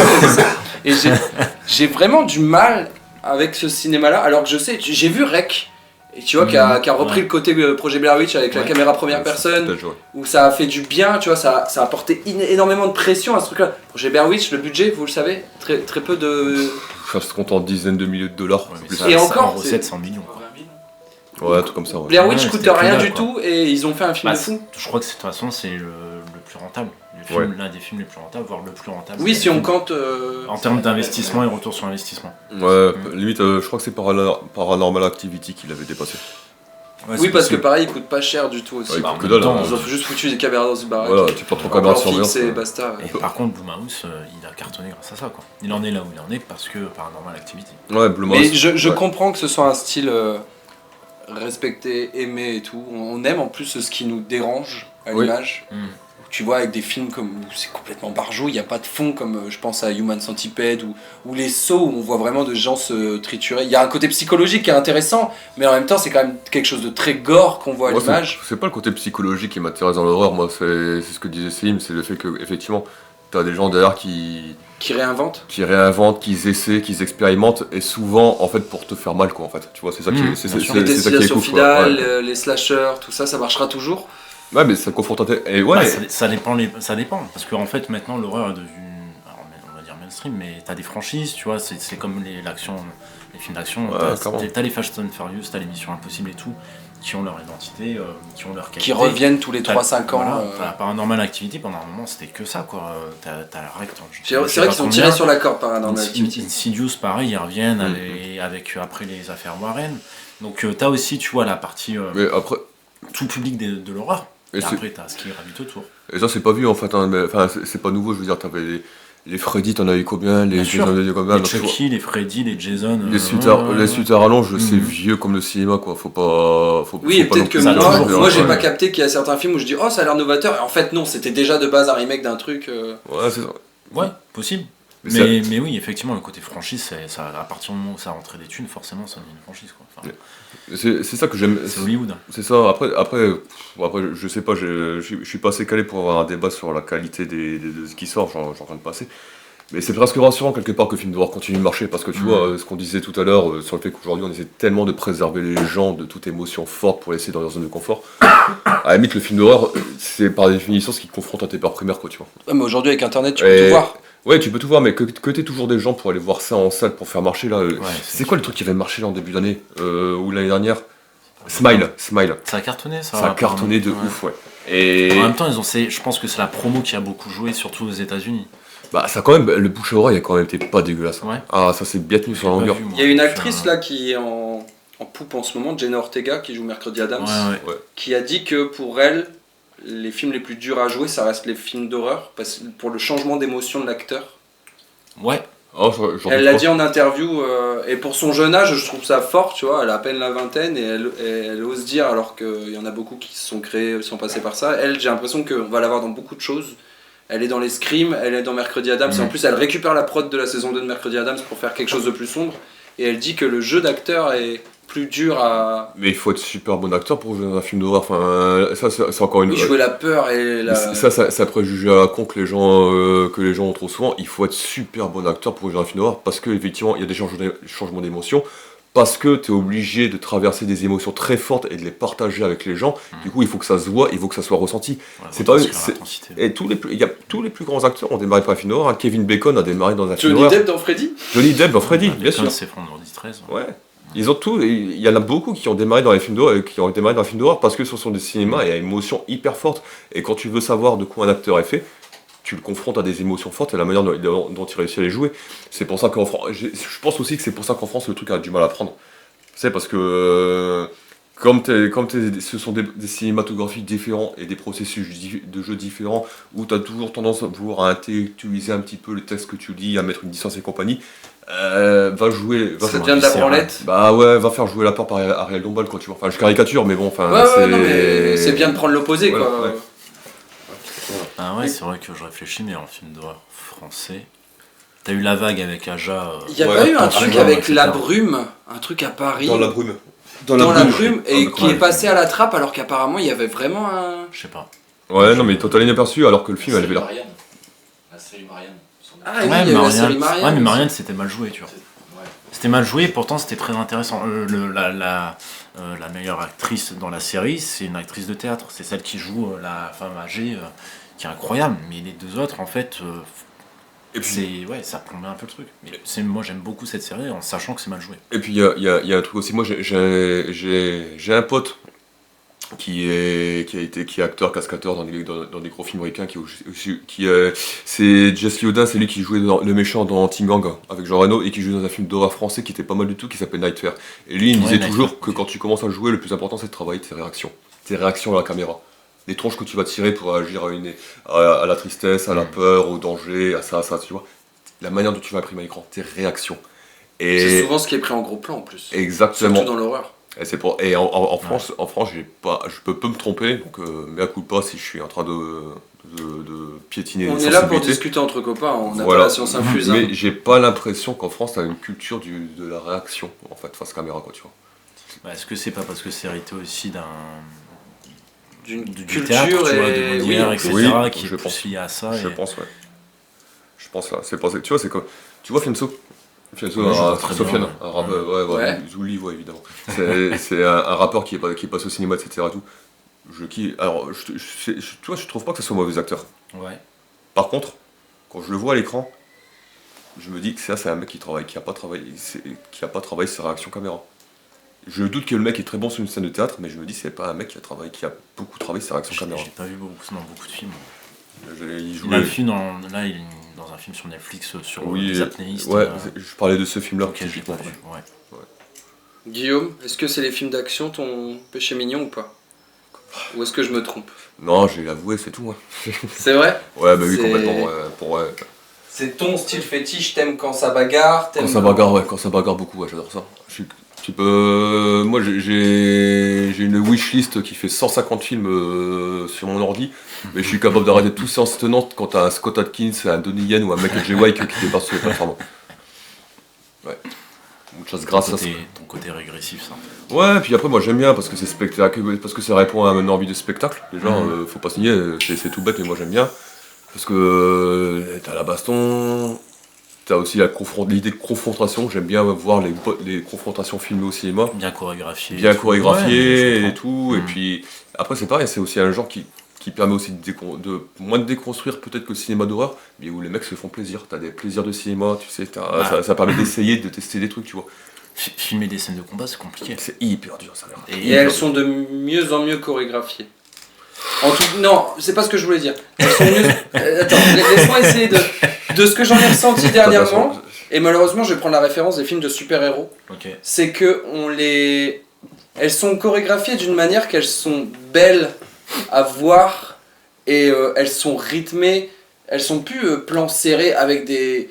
Tu m'excuses, hein, je prends la référence des films de Van Damme où c'est avec des bruits de punch qu'on mettait en plus en fond vraiment énormément. Ou tiens, un peu. Et c'était assez serré, les films de Bruce Lee, de Chuck Norris, où on mettait tout sur le coup. Maintenant, il y a une chorégraphie, il y a une danse qui est telle parfois pour certains films, et je pense aux films de Marvel. Moi, le Avengers, le tout premier là, j'en avais déjà parlé dans le film Marvel. Le plan où chaque héros combat et la caméra passe de héros à héros dans le combat. Esthétiquement, le combat était beau à voir. Ouais, mais tu vois, ça c'est pareil, tu vois. Alors, ce plan dont tu parles, je suis persuadé que c'est un mec que c'est les effets spéciaux qui l'ont géré. C'est les mecs qui ont dit, ouais, vas-y, allez, mec, Joss Whedon, inventivité visuelle. J'ai fait Buffy contre les vampires. Ouais, bon, tais-toi. On va donner. C'est violent ça. Tais-toi. Hein. Non, mais... va filmer en gros plan devant des décors de villa californienne, post-moderne. On va s'occuper des choses sérieuses. Non mais après les films de Van Damme, les films de Van Damme en vrai, tu vois, c'était aussi l'époque où l'emphase était mise sur tout était construit sur les scènes de baston. Tu vois ce que je veux dire ? Alors aujourd'hui, parce que c'était quelque chose... Comme les westerns sur les duels ou les trucs comme ça. Voilà, et c'est parce que du coup c'était à l'époque des personnalités ou des athlètes et des acteurs un peu hors du commun qui faisaient ça, et du coup l'emphase était mise là-dessus. Aujourd'hui, le but c'est de te faire croire qu'un acteur, que ce soit Keanu Reeves, que ce soit Chris Evans, etc. et tout sur les Captain America, on les fait croire que c'est des combattants. Voilà, qui t'intègre le combattant. Keanu Reeves on valide quand même. Alors, il y a une trop grosse aura sur cet homme ? Non, en fait, non, attention, j'adore Keanu Reeves, je trouve que le mec... À part John, c'est quoi, c'est John Wick ? Ouais. Et Matrix, il a ouais, fait mais tu vois, le problème, en fait, ce qui est marrant, c'est qu'aujourd'hui, en fait, des mecs comme Keanu Reeves et Tom Cruise sont obligés de combattre le cinéma numérique, à prouver que l'humain peut faire quelque chose d'aussi spectaculaire que les effets spéciaux. Ouais. Du coup, ils vont toujours plus loin. Et ils font tout eux-mêmes.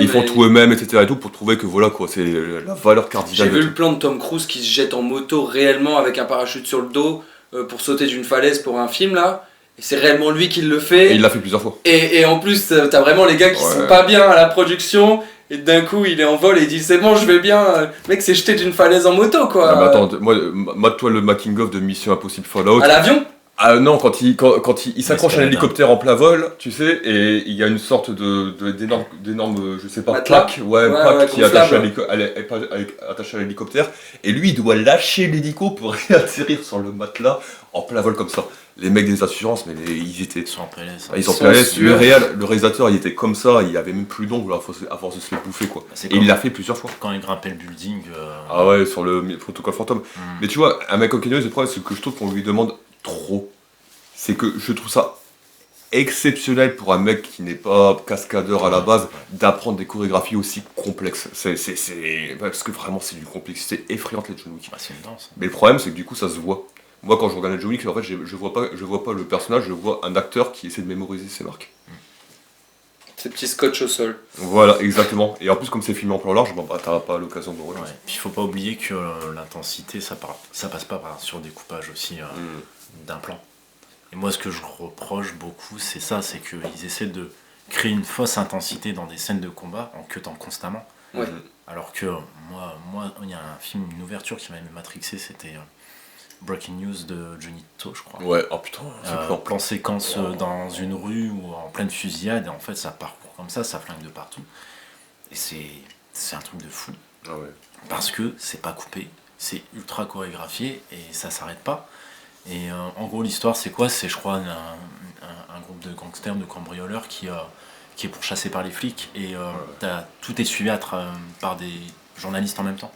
En fait, c'est une course en pleine ville, un thriller urbain, quoi. Et ça ouvre comme ça, et ça te happe, en fait, directement, et après ça te lâche plus. Mais après, les Hongkongais, ils ont toujours eu un savoir-faire à ce niveau-là qui dépasse l'entendement. Et pourtant, ce sont des plateaux de tournage qui sont beaucoup plus chaotiques que les productions Ouais, mais locales. c'est parce que ça l'est, justement. que Ah ouais, c'est mais c'est n'importe quoi, vraiment. Ils me disent, moi, on m'a raconté, quand tu vas bosser là-bas, t'es mis dans un coin, t'attends que ça tourne, ils changent de plateau tous les 3 secondes, ils rechangent de scène toutes les 3 secondes, et puis tiens, tu vas te mettre torse nu demain pour avoir l'air bien, mais je vais te nourrir avec un McDo, tu sais, la veille, quoi, tu vois. C'est quoi, on s'en bat les couilles, on y va, bam. Mais des gars, ils arrivent à changer de plateau, changer de lumière en un temps record. Ce qui prend 3 heures à un film américain, eux, ils le font en 20 minutes, quoi. C'est une armée sur le ah plateau. ouais, mais c'est effrayant.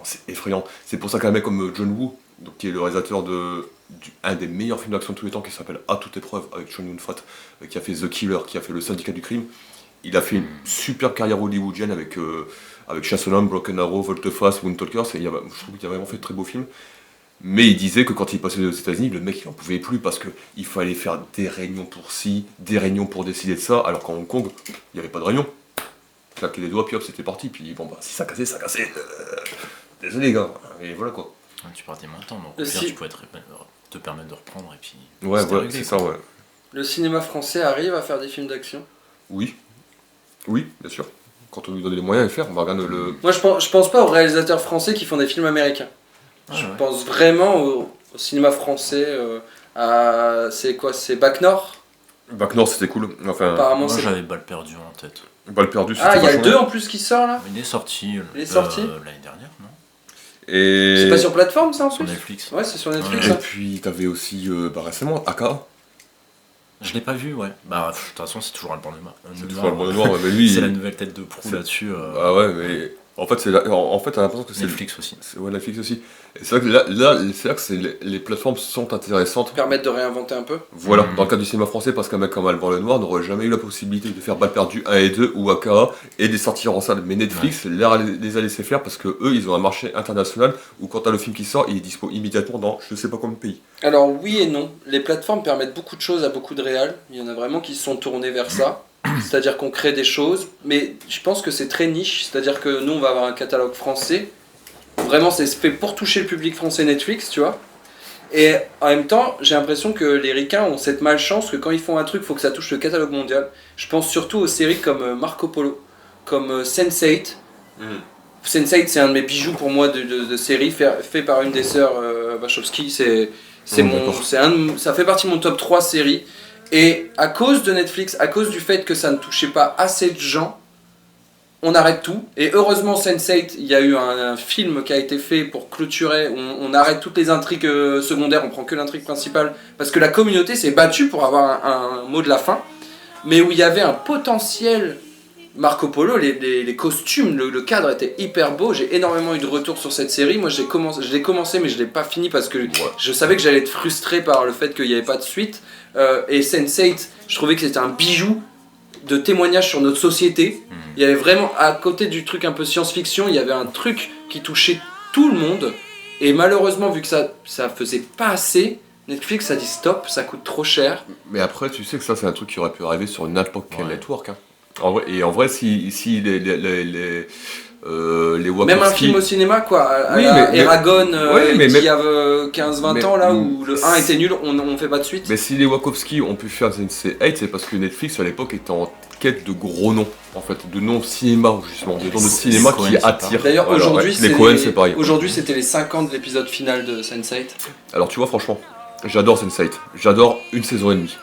Mais vu l'épisode final qui t'ont torché, mon pote... C'est triste. Bah, c'est triste. Mais regarde le cliffhanger de la saison 2. Non mais c'est triste de ce qu'ils en ont fait. Honnêtement, pour faire ça, j'aurais préféré qu'ils fassent rien. Honnêtement, j'aurais préféré rester sur ma frustration. Mais ma frustration, c'est comme lire une BD, t'aimes pas la fin et du coup tu lis que 70 pages sur 80. Tu sais ce que j'aimerais faire, moi, depuis que cette série est terminée? J'aimerais trouver le contact par miséricorde de sœur Wachowski, écrire une lettre dans la langue de chaque personnage. Tu vois, il y a un Indien, il y a un mec du Kenya, et une Islandaise et tout. Faire une lettre, mais que tu fais dans chaque langue, en lui expliquant l'amour que moi personnellement j'avais pour cette série, et en disant est-ce que vous pouvez poster sur internet la suite que vous vouliez faire. Alors, c'est compliqué, tu sais quoi, parce que je veux pas me mettre dans la tête, prétendre pouvoir me mettre dans la tête des créatrices de Z-Site. J'ai l'impression qu'il y a un truc qui s'est mal passé, en fait, dans le courant de la saison 2. Et en Pourtant, fait, le casting, aucune tête connue. mais Enfin, très peu. faut pas l'oublier, c'est que la première saison, ce sont les deux sœurs. Et qui la l'ont fait, deuxième, le c'est truc. une seule. Voilà. Et la deuxième saison, je pense que l'une des deux s'est barrée en plein milieu, parce que le rythme était trop harassant, parce que si, parce que ça, parce Ils qu'elle a envie tournaient d'autre dans le chose. monde entier. Et le problème, c'est que c'était un binôme qui, du coup, s'était séparé. Et puis Et- tu le ressens dans Matrix 4 Et aussi. tu le d'ailleurs. reçois à fond dans Matrix 4, parce que Matrix 4, c'est pareil, je crois que c'est c'est Lana Wachowski, Matrix 4, qui du coup a repris seule la deuxième moitié de la deuxième saison de Sense8 et a tourné l'épisode final toute seule. Et le problème, c'est que tu vois qu'il y en a que entre les deux, il y en a peut-être une qui pensait à l'univers, mais il y en a l'autre qui pensait en T'as une caméra. complémentarité, ouais. Qui pensait en caméra. Mm. Et elle est plus là. Et ça se sent de ouf. Putain, mec, je suis désolé. L'épisode final de Sense8, c'est indigne d'un épisode de NCIS en termes de fabrication. Ouah. C'est dur, mais je Ah comprends. non, je suis d'accord avec toi. Le final sur la Tour Eiffel est éclaté. Il y a rien qui va. Je suis d'accord. C'est une réunion entre potes. Ils ont fait ça pour se faire plaisir. Ils filment une scène de partout. Alors, je suis content. En fait. C'est vrai. Non mais je suis content les gars, non, enfin les gars, les meufs, je suis content, franchement, vous avez pu faire votre délire, vous vous êtes réunis tous ensemble, vous avez fait une grosse fête où vous avez sorti les caméras pour mettre, pour mettre du contenu dans le montage, super, y a pas de souci. Et putain, me faites pas croire que c'était ça l'essence de ce que vous filmiez depuis le début, c'était bien plus riche et bien plus élevé que ça. Donc non, tu vois, moi Sense8, c'est pas seulement la faute de Netflix. Hein. En vrai, c'est trop facile de dire que c'est forcément en fait le studio, la plateforme, la chaîne qui a cassé l'initiative. C'était autre chose. Je pense que ça s'est joué entre elles deux. Il y a une scission qui a pas été du tout profitable à la série et encore moins à Matrix 4. Ouais. Moi, Matrix 4, je le trouve je le trouve intéressant dans sa sensibilité. Après, il a ses défauts et en termes d'action, ça fonctionne pas, quoi. C'est fringué. Ouais. Mais ce qu'il Ils sont apporte en vieux. termes de... Ouais, mais je m'en fous, moi. Enfin, après, tu vois, je les ai vus sur le tard. J'accepte ce qu'ils proposent et je trouve que, justement, l'émotionnel prend le dessus et fonctionne bien. Mais, effectivement, il y a des facilités d'écriture, Ah, je trouve- des répétitions de gimmicks sur Ah la oui, fin, sur le complètement, oui. final, sur le dénouement. Les scènes d'action, elles sont calamiteuses. Oh putain, ouais. Mais en fait, tu peux apprécier des films en acceptant ses défauts parfois. Moi, Matrix 4, c'est le cas. Parce que j'ai pas le même affect Oui, que certains mais ont c'est sur les la goûts et les trilogie. couleurs de chacun. Voilà, ouais, c'est bien ça. sûr. Bah, Donc, je m'en fous, c'est pas tu grave. vois, moi Matrix 4, c'est un film qui m'a fait du mal. Parce que t'étais Je suis amoureux désolé de. pour toi. du Non, premier. non, parce que les trois Matrix, honnêtement, moi je les considère comme des piliers. Ouais, voilà, C'est-à-dire que moi, dans mon parcours personnel et... Les trois, vraiment Ah, mais mec, complètement. La trilogie du début à la fin Et la trilogie du début à la fin, de la première à la Parce qu'il y a que dernière le image. 1 qui est idolâtré et les deux autres rapidement critiqués. Bah, Ouais, en ouais, fait, mais complètement. c'est parce que ça prenait à contre-pied Complètement. Ça pourrait la complètement progression du contre-pied premier, toutes les attentes. les courants qui étaient Ouais. actuellement sur Hollywood, où tu étais habitué à avoir des suites, et encore maintenant, des suites Bigger Stronger, c'est ça qu'on disait hein, Bigger, Stronger, Faster ou un truc comme ça. Ouais. Non, ça c'est Daft Kanye Punk, West. quoi. Ça c'est Kanye West, ouais. Et pour en venir à un autre sujet, est-ce que les gens ne sont pas assez curieux du cinéma indépendant des... Et je pense que je réponds à ma question parce que moi j'en suis sûr des petits pays et du coup ne s'intéressent pas à ce qui se passe ailleurs. Je pense à la Racine Festival, grâce à ce festival-là, j'ai découvert des pépites. J'ai vu un film russe qui s'appelle Leto de Cyril Kerebrennikov. 2h15 en noir et blanc, où on suit une bande de marginaux dans l'URSS qui écoutent du Bowie au marché noir. Je m'en rappelle, ouais. J'adore ce film. Heavy Trip, un film norvégien qui parle d'un groupe de métal. C'est Ouais, du j'avais pas trop aimé 38e degré. Et est-ce que les gens aiment le cinéma, aiment le divertissement, mais vont voir ce qu'on leur donne Bah ouais, en fait, tu plutôt réponds à ta question. que essayer de découvrir. Alors malheureusement, c'est parce que peut-être comment on appelle ça, c'est pas assez, ça sort pas assez dans nos salles, on n'a pas assez de cinéma d'auteur entre guillemets, tu vois, de petits cinémas qui prendraient le risque de payer des droits pour passer un film qui ferait peut-être que 10 spectateurs sur la semaine, mais en même temps qui proposerait le fait de on essaye de vous montrer autre chose parce que ça existe. La Racine Festival, je trouve qu'ils le font très bien. même si je vais pas tout voir, mais énormément de films des pays de l'Est. Ouais, c'est leur créneau et du coup. Et c'est un cinéma totalement différent de ce qu'on connaît. Mais après, je pense aussi que ils souffrent d'un déficit d'image auprès des jeunes. C'est-à-dire que quand tu... Déjà, film de pays de l'Est, quand on parle de film des pays de l'Est, t'imagines tout de suite un contrôleur aérien sur MUE qui va se lier d'amitié avec un escargot, quoi, tu vois, dans un bidonville de gueule. Quoi, les films d'Arte, tu parles avec les sous-titres Non mais c'est l'image qu'on c'est l'image qu'on s'en fait, quoi, tu vois. Le truc qui va être dégueulasse, qui va être triste, où tu vas avoir des plans séquences de 30 minutes où il va rien se passer. De temps en temps, tu vas avoir le vent qui va balayer le chêne d'Hécati en arrière-plan. Et ça va durer 3 plans. Non, c'est les films de Lars von Trier, ça. C'est les films de Lars von Trier. Je m'excuse, hein, mais.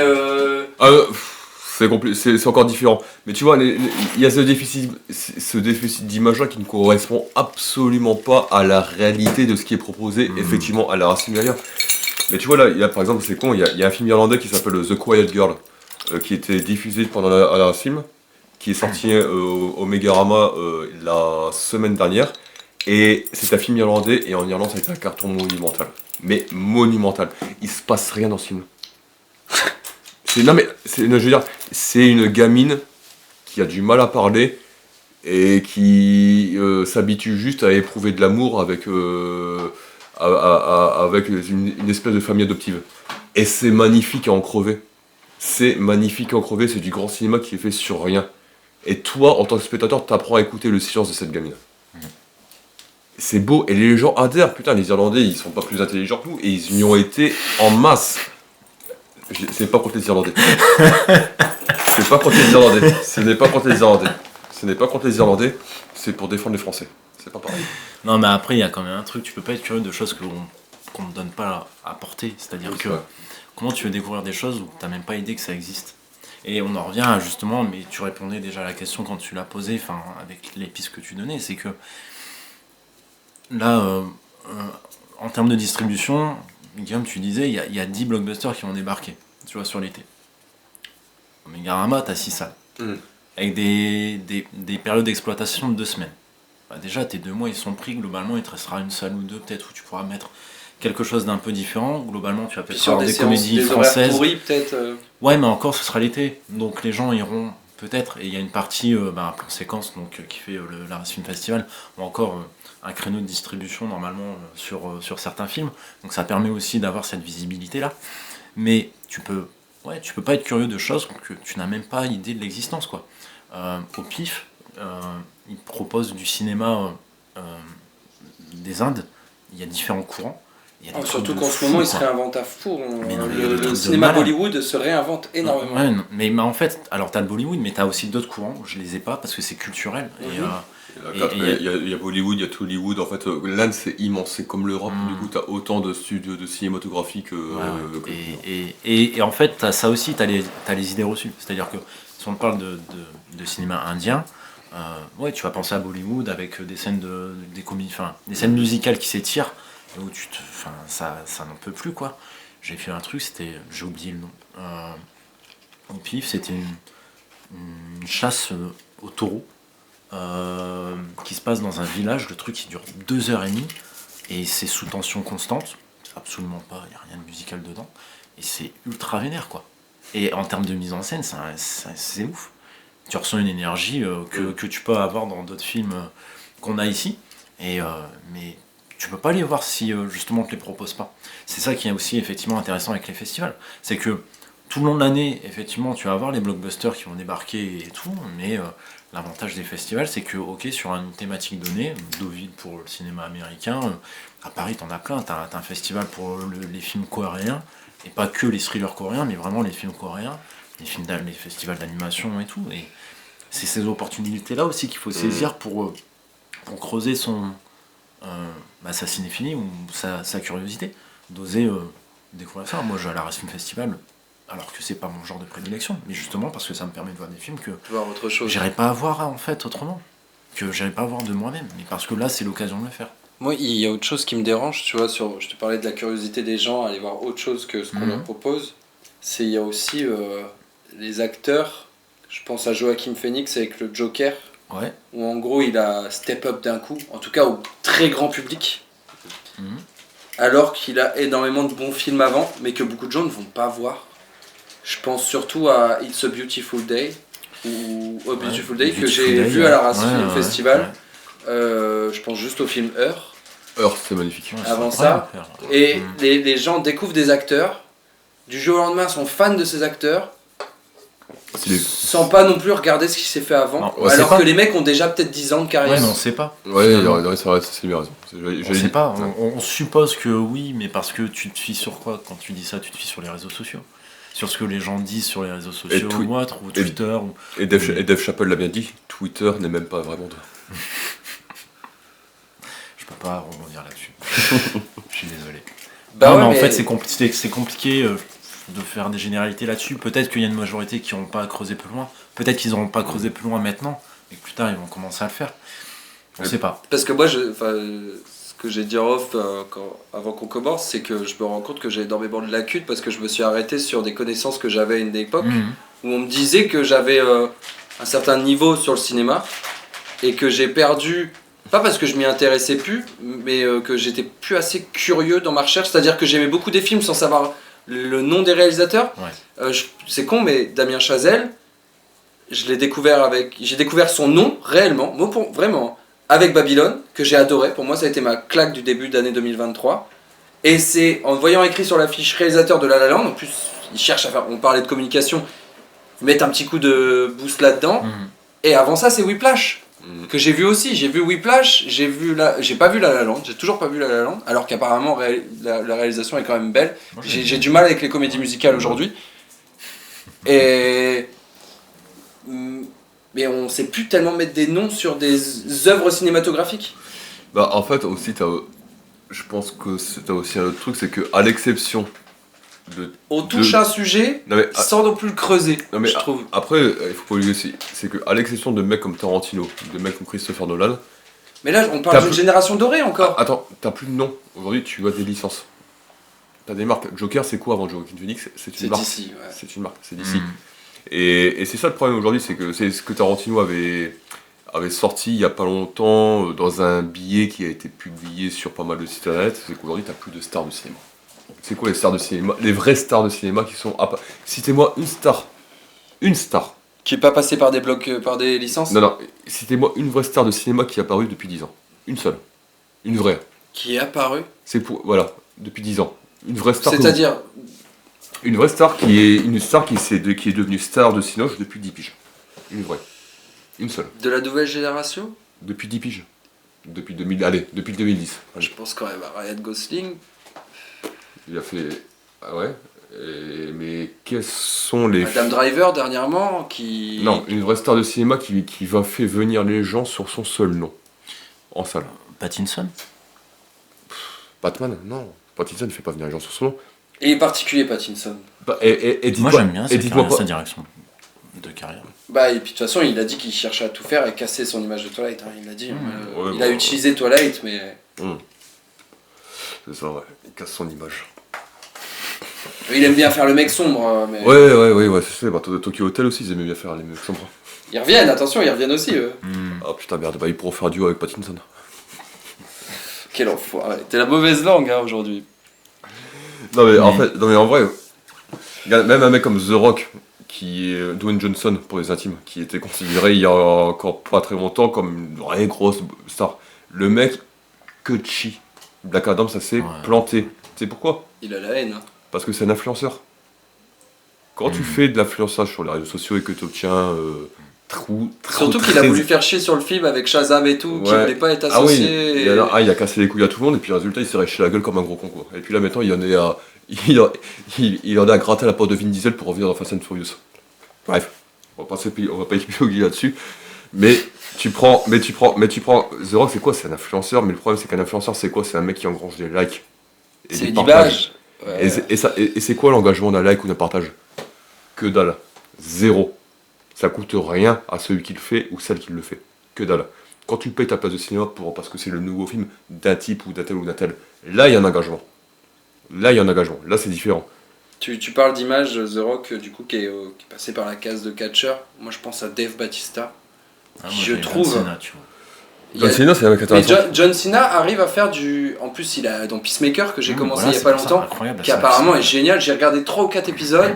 J'ai un peu du mal à accrocher, mais je comprends où ils veulent aller dans le. T'as vu Suicide Squad J'ai avant pas vu le Deux, 2, ouais. Ah bah c'est pour ça. mais on m'a dit tu peux regarder Peacemaker, ils font un. Ouais, mais c'est dommage. Ouais, il aurait fallu que je le voie, Ouais. mais après j'avais le problème de l'image du premier. Ouais, mais il faut l'oublier. Bah ouais, mais James Gunn. Attends, James Gunn, si tu l'aimes bien dans les Gardiens de la Galaxie.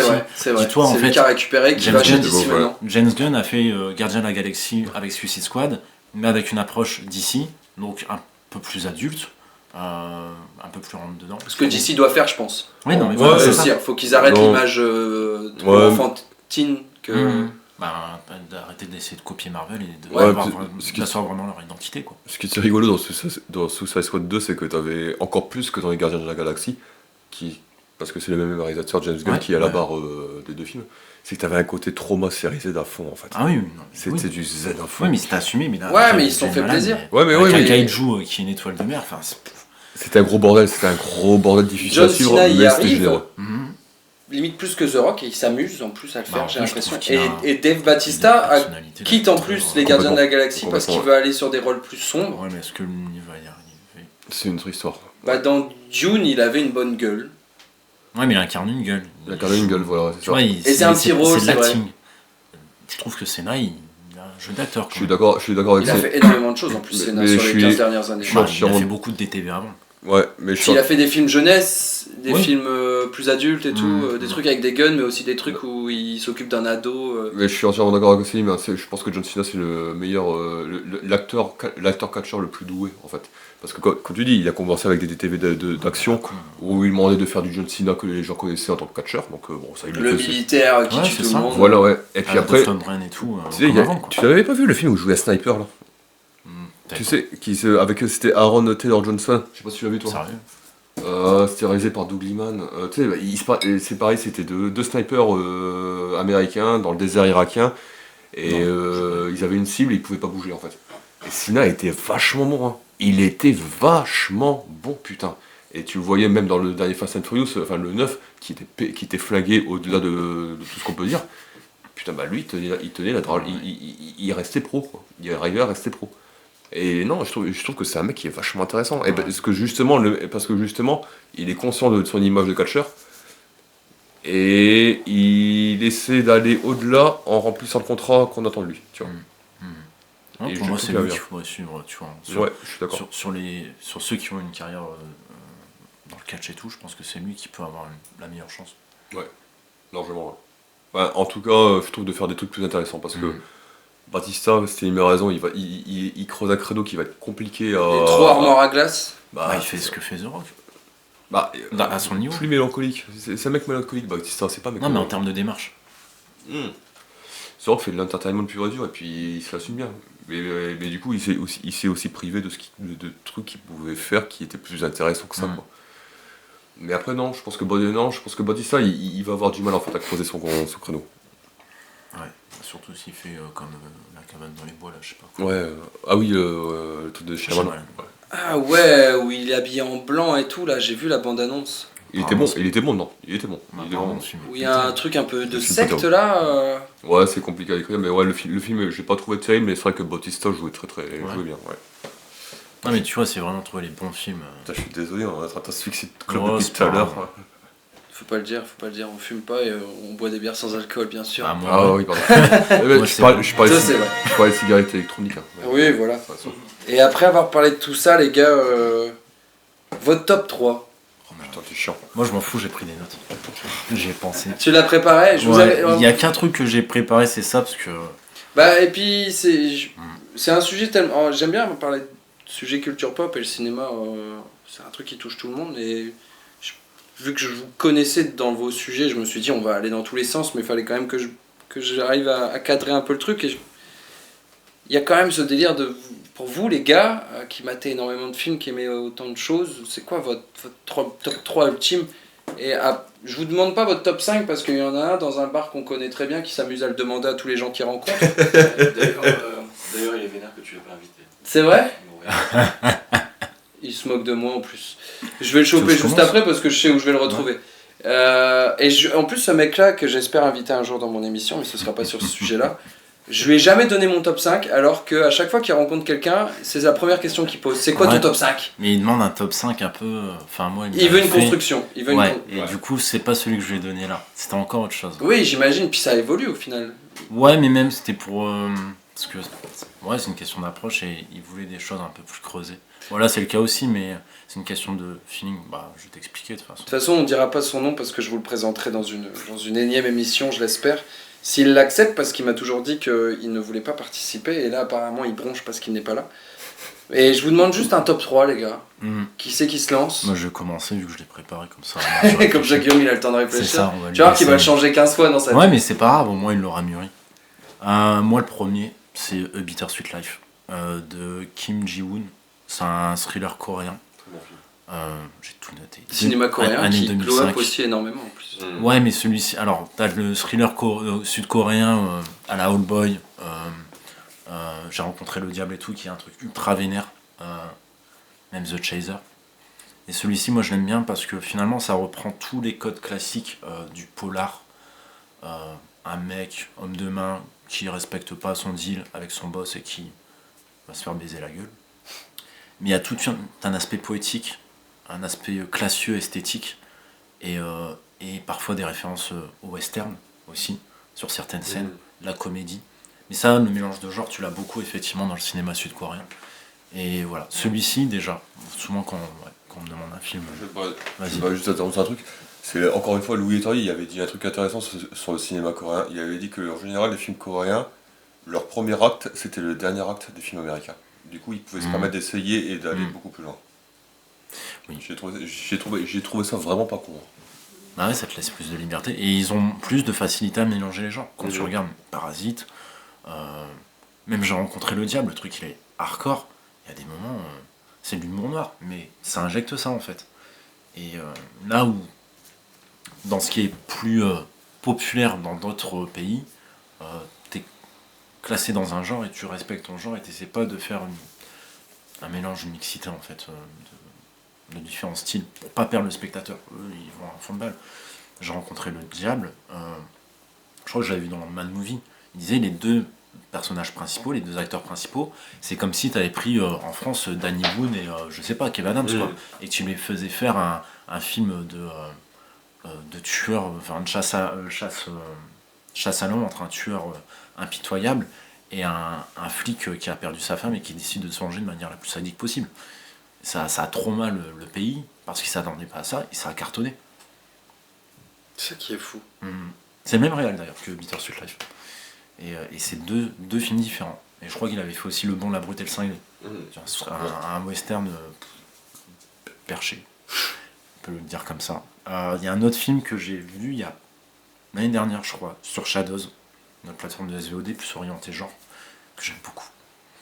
C'est un film du RSS de l'époque, donc années 72. Ça s'appelle Vie, V-I-Y. Alors les noms, je les ai notés parce que c'est dur à dire. Georgi Kropatchov et Konstantin Herzog. J'ai sûrement dû me tromper dans la prononciation, mais on s'en fout. Film pas vraiment en noir et blanc parce que tu as des teintes de bleu sur une sorte de film de sorcière qui se passe dans un petit village paumé. Mais ce qui est intéressant, c'est vraiment la mise en scène en fait. Parce que déjà, à cette période-là, les mecs ils te faisaient des plans séquences de folie. Et moi, ce que j'aime bien dans les plans séquences, c'est quand tu t'en rends pas compte, sauf au bout de, je sais pas moi, 5 minutes, tu te dis, mais en fait, il n'y a eu aucun cut. La caméra, elle n'a pas arrêté de bouger. Et t'as de la mise en scène et il y a un côté théâtral, tu vois, dans les effets spéciaux, mais dans le côté grand guignol ou des trappes qui s'ouvrent ou des choses comme ça. Et ce qui rend le film un peu plus authentique, un peu plus attachant aussi. Voilà. J'ai pas grand chose à dire parce que c'est plus de la sensation, mais je trouvais ça fou en fait que déjà à cette époque, t'avais des choses que maintenant, il y a des mecs, ils n'y arrivent pas, quoi. Alors qu'ils ont beaucoup plus de moyens et qu'ils pourraient se le permettre, mais ils n'y arrivent pas. Et c'est triste. C'est triste, mais du coup, c'est bien quand tu découvres ces films-là. Et un dernier film que j'ai vu au Sadik Master Festival, et c'est un documentaire. C'est Dead Ends Dig Deep de J-Love. Plus facile à dire, ça. Année 2016, c'est un documentaire sur un groupe de rock qui s'appelle Kettle Cadaver, qui était connu pour faire des performances live extrêmes. Et tu suis en fait le leader du groupe, j'ai oublié son prénom. Et tu rentres en fait dans sa tête, tu essaies de comprendre en fait comment des mecs comme ça arrivent à faire ce genre de performance, quel est leur environnement. Et le film il t'ouvre sur ce leader du groupe, assis dans un canapé, souriant, et t'explique comment il ferait une fusillade dans sa petite ville paumée en butant tous ses amis. Et ça t'installe un climat qui est très oppressant, et finalement tu te rends compte que aux États-Unis t'as quand même beaucoup de villes américaines, villages, un peu entre les deux, totalement paumés de tout, où les mecs ils essaient de s'occuper comme ils peuvent, et si t'as t'es sujet à des dépressions et tout, tu peux partir sur des solutions de repli qui vont te détruire plus qu'autre chose, et à quel point ça peut partir loin. Et le film est fou, il y a une certaine poésie malgré tout dans ce côté macabre. C'est pas trop explicite en termes de mise en scène, mais c'est très pesant en termes de psyché, en fait, sur ce que ça représente. Et du coup, j'ai creusé le truc, et le mec, à la base, le film aurait dû, s'il avait suivi ce qu'il avait prévu, ce leader de groupe, il devait fumer toute l'équipe de tournage avant la fin du tournage. En fait, il s'était dit qu'il allait tous les buter, et ça s'est tellement bien passé le tournage que finalement il les a laissés en vie. Mais il s'est suicidé quelques années après. Ah ouais? Ouais. Waouh! Mais c'est le film et... L'anecdote est folle. Ouais. Le mec voulait buter son équipe de tournage. Bah c'est pas le sien, en fait c'est un mec, le J-Love a démarché pour faire ce sujet-là. Lui il a dit ok, mais dans sa tête il avait prévu de les fumer avant quoi. Waouh! Et... Ça c'est encore. Ouais. Vas-y, je te laisse enchaîner maintenant. On va sur un autre monde en plus, je suis sûr. Parce que là t'as... Alors moi je vais être casse-couille, je vais être chiant, j'ai pas de top 3, j'ai pas de top 5, j'ai pas de top 10. J'ai juste parlé de films qui ont été importants pour moi. Ouais, mais c'est pareil. Mais C'est ça l'idée. Non mais parce moi que... je pense que c'est comme ça que je les pense aussi. Ouais c'est ça. voilà, non, parce que tu vois, régulièrement sur internet tu vois des mecs comme Martin Scorsese, comme Edgar Wright, etc. qui publient en fait toujours une liste de 10-20 films qu'il faut voir avant de mourir et compagnie. Absolument, avant de crever. Ouais, et je trouve ça admirable, tu vois, parce que les gars ils sont capables d'avoir une approche pas scientifique, tu vois, mais presque empirique, où ils te disent ça faut le voir, ça faut le voir. J'ai plein de films que j'adore, mais que je ne sais pas hiérarchiser entre eux, au sens où je me dis qu'un tel est meilleur que l'autre, parce que ça joue sur des critères qui sont Et subjectifs. le moment où tu le vois aussi. Et le moment où tu le vois, et le moment où tu le revois, et le moment où tu le revois. Avec qui tu le partages. Avec etc. qui tu le partages est complètement différent. Tu vois, un film, en fait, c'est ce qu'on disait avec le long terme. Un film, c'est pas un objet fixe, c'est une matière vivante qui évolue avec toi. C'est que ça, un film qui vieillit bien, c'est un film qui évolue avec toi. Il n'est jamais figé dans la forme dans laquelle il sort. C'est-à-dire que toi, à chaque fois que tu le vois, au fil des années, tu vas y projeter toujours des choses différentes. Tu vas en retirer toujours des choses différentes parce que tu n'es plus le même homme, tu n'es plus la même personne, et du coup, tu vas toujours éplucher un truc supplémentaire dedans. Tu vois, il va t'apporter toujours quelque chose de plus. Ça, ce sont des films qui vieillissent bien, tu vois. C'est ça qu'on appelle faire des films pour le long terme. Et du coup, voilà, j'ai juste balancé comme ça 3 films qui ont été importants pour moi et qui continuent de l'être. Le premier, je dirais, ça serait Hit. Michael Mann. C'était dans le top 5 pour moi. Oh là là. J'hésitais mignon entre ce qu'on est en ça train de voir, hein. et Triple Nine, tu vois. Ah Il va ouais, vraiment je- falloir je- que je fasse de la descendant. vidéo parce qu'il y a des émotions qui se passent en Ah ouais, fait mais dans là, cette émission. on parle de cinéma, c'est forcément un sujet d'émotion forte. Hmm. Non mais Hit, en fait, Hit, je découvre quand j'ai 8-9 ans. Mon père le loue au vidéoclub du coin. T'as 8-9 ans, t'es absolument pas câblé pour regarder un film de 3 heures, etc. et tout, très mélancolique, etc. Et du coup, je le moite parce qu'il y a des mecs avec des guns sur la jaquette et puis ils ont des lunettes de soleil. Je me dis ça va être stylé. Ouais. C'est classe. Effectivement, c'est stylé, c'est classe. Je comprends rien, mais j'ai déjà l'intuition que ce film-là, je vais le revoir et qu'il va m'accompagner. Et effectivement, Tu l'as vu à quel âge? 8 ans à peu près, 7-8 ans. Et effectivement, je le revois ado plusieurs fois. Je le revois jeune adulte plusieurs fois. Je le revois adulte plusieurs fois, encore. Et à chaque fois, je fais l'expérience du sacré. J'ai la même expérience devant Hit que quand tu as des chrétiens qui rentrent dans une cathédrale, quand tu as des musulmans qui vont faire le pèlerinage de la Mecque, etc. et tout. J'ai l'expérience du sacré au cinéma. Je vois à la fois le film le plus parfait qui soit en termes de scénario, de romanesque, de jeu d'acteur et tout, et en même temps j'ai l'impression que ça m'ouvre en fait les portes de ma perception vers des forces invisibles qui sont présentes dans l'image que tu ressens mais que tu ne peux pas voir, quoi, tu vois. Ce film emmène littéralement ailleurs. Et c'est le plus beau dernier plan de l'histoire du cinéma, à mon humble avis. Le yin et yang, la plus parfaite image du yin et yang que tu puisses jamais voir sur un putain d'écran de cinoche ou une putain de télévision. Pour moi, c'est plus que du grand art, en fait.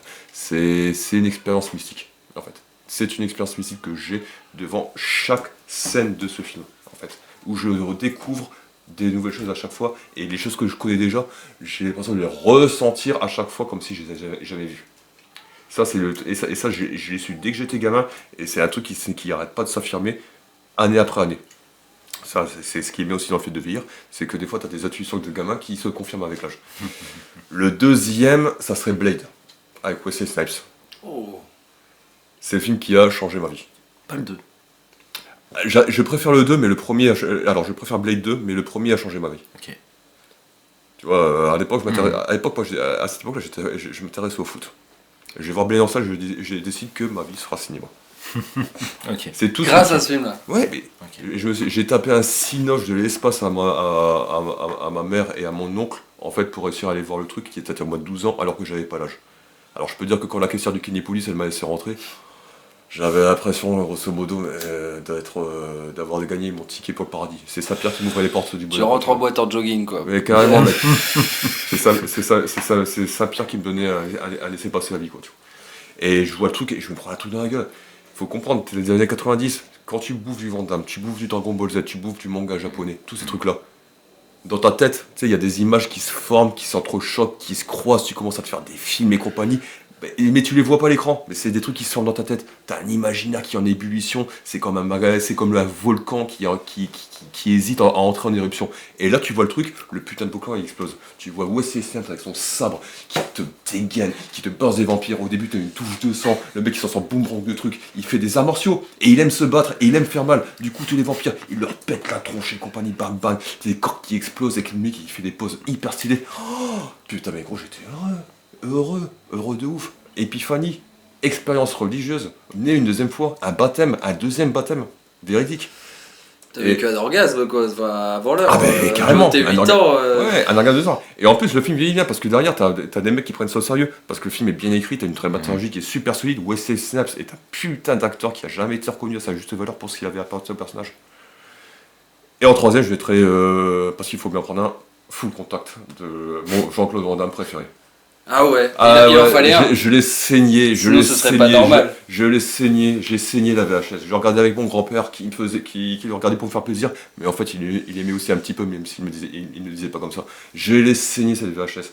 Et pour moi c'est un bon exemple de ce que le cinéma peut faire, c'est-à-dire que objectivement, je vais pas défendre le film. Je sais bien qu'il est compliqué à regarder pour quelqu'un qui est pas dans le délire. Je le vois bien, il faut pas être con. Mais par contre, la croyance d'un homme en ce qu'il faisait, à savoir Van Damme, la croyance en toute épreuve qu'il y avait en lui-même et à ce qu'il était en train de faire sous la caméra et de ce qu'il était en train de donner au public. Ce truc-là emporte tout. C'est-à-dire que tu as tous les poncifs les plus éculés du cinéma action à l'intérieur, et derrière tu as un Van Damme qui croit comme si sa vie en dépendait. Et tu vois ce truc-là ? L'incarnation. Voilà, et ben ça emporte tout. Donc merci Michael Mann, merci Wesley Snipes et Stephen Merrington, et merci Jean-Claude Van Damme pour m'avoir fait éprouver tout ça et continuer de me faire éprouver pour ça. C'est pas mon top 3, mais on va dire que c'est les 3 films qui ont été importants dans ma vie. Ouais, ça a été formateur. Voilà, formateur. Vous avez eu une critique sur votre top 3 qui me fait peur sur le fait que je vais énoncer le mien rapidement. Faut pas. Avant de conclure, parce que je vais pas savoir en dire autant de choses, malgré que c'est des films que j'aime énormément. Alors les visiteurs 1, 2, 3, et on a... Ouais, voilà, les bronzés surtout aussi, vraiment sympa, c'est la base de l'humour français. Non, j'avais commencé à la faire parce que j'ai dit un jour à l'homme dont je n'énoncerai pas le nom aujourd'hui parce qu'il est toujours pas invité dans cette émission. Le Voldemort roux. Voldemort, du coup on va l'appeler. Mais rouquin, Voldemort rouquin. Il y a quand même un truc que je vends tout le temps et cet homme dont je n'énoncerai pas le nom s'énerve à chaque fois que j'en parle, c'est... Moi j'ai grandi avec ne t'excuse toute pas. La fantaisie, tout ça, c'est les Seigneurs des Anneaux. Si je devais en choisir un, ce serait le 2. Si je devais en choisir un seul, ce serait les 2 tours. Peter Jackson, je l'ai découvert avec le Seigneur des Anneaux. Et en grandissant, en voyant King Kong et en m'intéressant un peu au cinéma, comme je disais tout à l'heure, qu'il y a un moment où j'avais un peu mis le nez dedans, je me suis rendu compte que son rêve à Peter Jackson, c'était faire un King Kong, et il l'a fait. Il jouait à King Kong dans son jardin. Les films qu'il a fait avant sont fous. Ce qu'il a pu faire après, c'est génial. Je trouve que les projets dans lesquels il a le nez dedans, il y a une passion que tu peux ressentir des fois, malgré quand la prod met des coups de pression comme la trilogie du Hobbit. Le Seigneur des Anneaux, c'est un truc que je pars en croisade pour le Seigneur des Anneaux à chaque fois que quelqu'un me parle d'une autre saga, mais directement, ou en tout cas dès que quelqu'un parle mal du Seigneur des Anneaux, je pars en croisade. C'est l'œuvre de Tolkien de base qui est hyper bien écrite et monstrueuse pour ce qu'il en a fait. Il a créé les bases de la fantasy médiévale, fantastique, etc.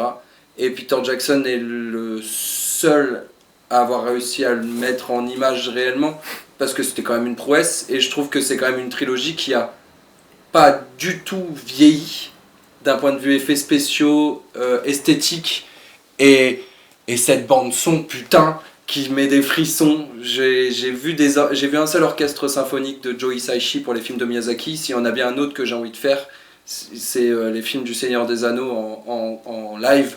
J'aimerais voir un orchestre me jouer la bataille du Pelennor où les Rohirrim chargent à Minas Tirith et au moment où Gandalf dit au 3e jour regardez à l'est, et t'as cette putain de...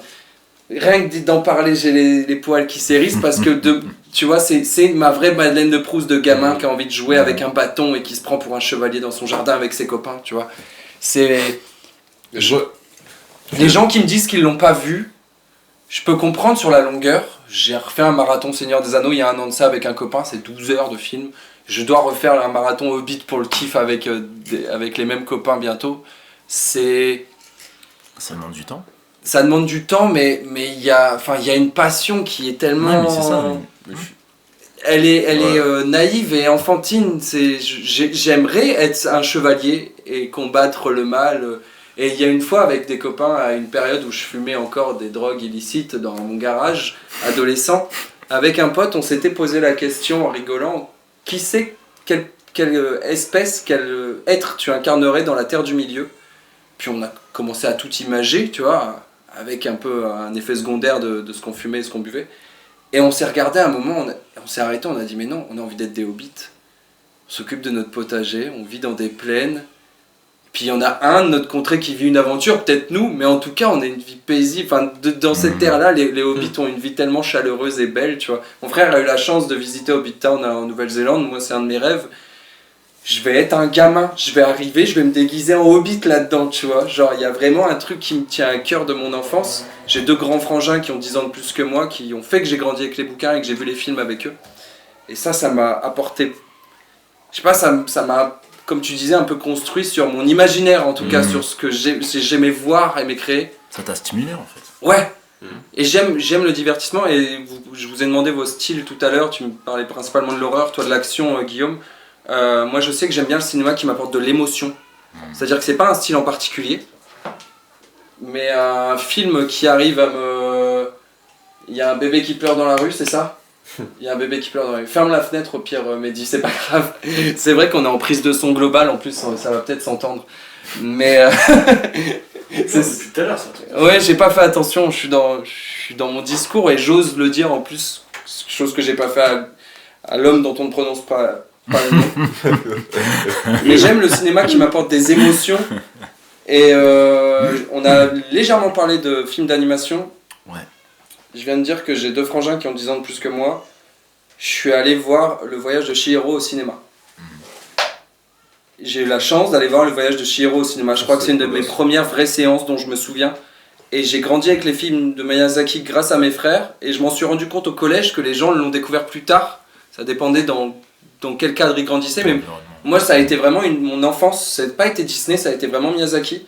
Et de tout ce qu'il a fait, c'est le château ambulant qui m'a le plus parlé. Ce genre de magicien charlatan, au final, qui se protège dans une forteresse mouvante où au final il cherche qu'à tromper parce qu'il a peur de ce qu'il pourrait devenir, etc.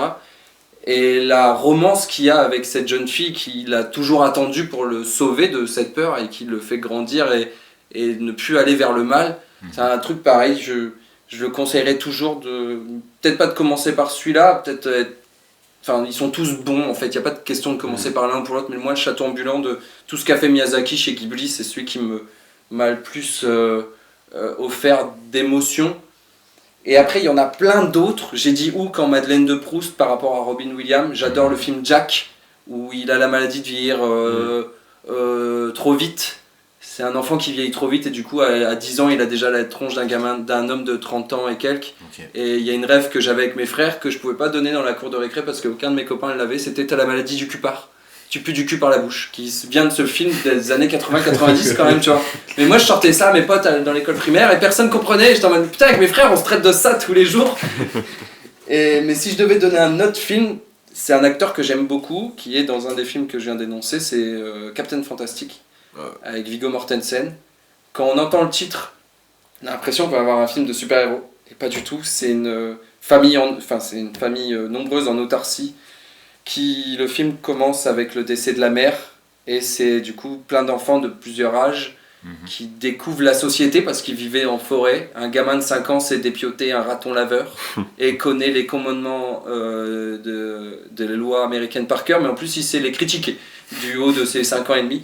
Enfin, il y a énormément de déconstruction de la société, ça critique un peu énormément les chrétiens dans le truc parce qu'il y a le côté où la famille de la mère veut qu'elle soit enterrée alors que c'est pas son vœu final vu qu'elle avait une autre idéologie de vie, cette femme. Et c'est le 3e film que je mettrais. Pareil, comme t'as dit Guillaume, c'est pas un réel top 3, mais ces 3 films quand je les ai vus, et c'est ce que j'aime dans le cinéma et c'est ce que je recherche aujourd'hui dans le cinéma, j'ai envie de rire, j'ai envie de pleurer et j'ai envie d'avoir des frissons. Babylone m'a offert des frissons par son rythme, par sa bande son. Les films de Robin Williams m'ont toujours fait pleurer. J'ai pleuré pour les Gardiens de la Galaxie. Le dernier Spider-Man qui vient de sortir m'a mis des claques dans la gueule toutes les 10 minutes à chaque fois qu'il se passe un truc.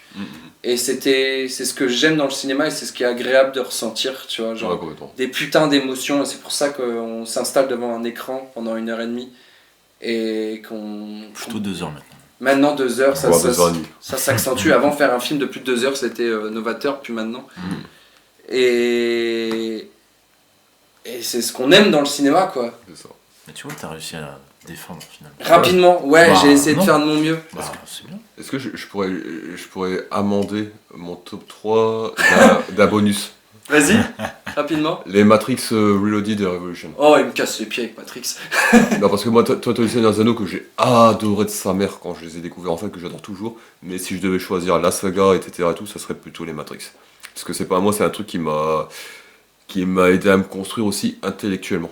À penser contre moi-même, à penser contre les évidences toutes faites et ce qui nous entoure. Voilà, et à déconstruire un petit peu le monde qui nous entoure. Ouais. Moi c'est la première saga et en plus sur le long terme, c'est-à-dire que le choc que j'ai eu en les voyant adolescents, en fait, c'est prolongé sur les années qui ont suivi et je comprends seulement maintenant à comprendre tout ce que Matrix Reloaded et Revolution impliquaient. Et en fait,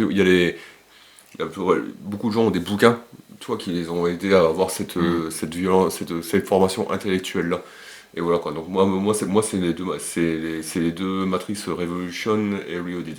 Ça m'a aidé à penser contre les choses, même parfois contre moi-même. Ça continue de le faire.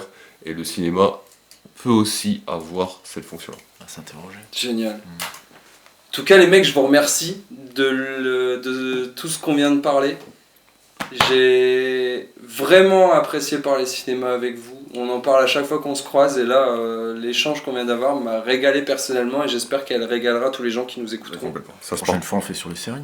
Ça se partage tout ça. Je pense qu'il y aura... À chaque fois, je le dis, c'est ça qui est fou, c'est que j'arrive à créer des équipes où j'ai envie de continuer à en parler avec vous et je pense qu'on va se retrouver d'ici 6 mois, 1 an pour parler d'autres choses. On va rester dans le contexte du cinéma. Il y aura peut-être plus vers les séries, on les a énoncées rapidement. Parce que maintenant, les séries... Si jamais tu veux faire un épisode sur Booba...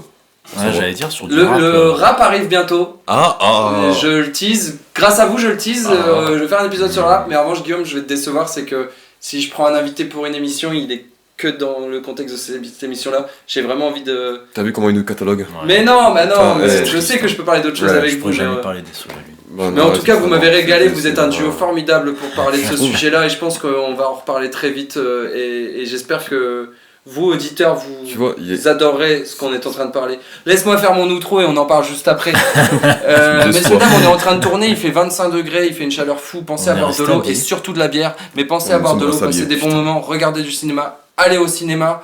Continuez à profiter des plateformes parce qu'elles apportent quand même énormément de découvertes dans les choses qu'on ne fait pas attention, quand on n'a pas assez de curiosité ou Peut-être quand pas on ne sur prend pas le Netflix. temps d'être curieux. Pas sur Netflix. Pas que sur Euh, Netflix. hein. Pas sur Netflix parce qu'apparemment on peut plus partager nos comptes, bande d'enfoirés. Ah, c'est pas apparemment. C'est sûr. Bien sûr, oui, oui. bien sûr. Passez un tu bon peux. moment, j'espère que ça vous a plu. C'était BPM avec Célim, Guillaume, Mehdi à la tech, je te remercie mec. J'espère qu'on n'a pas trop entendu le bébé à la fin. On verra ça sur les rushs. Je vous embrasse et puis prenez soin de vous. À bientôt dans un prochain épisode de BPM. Ciao. Ciao. Ciao.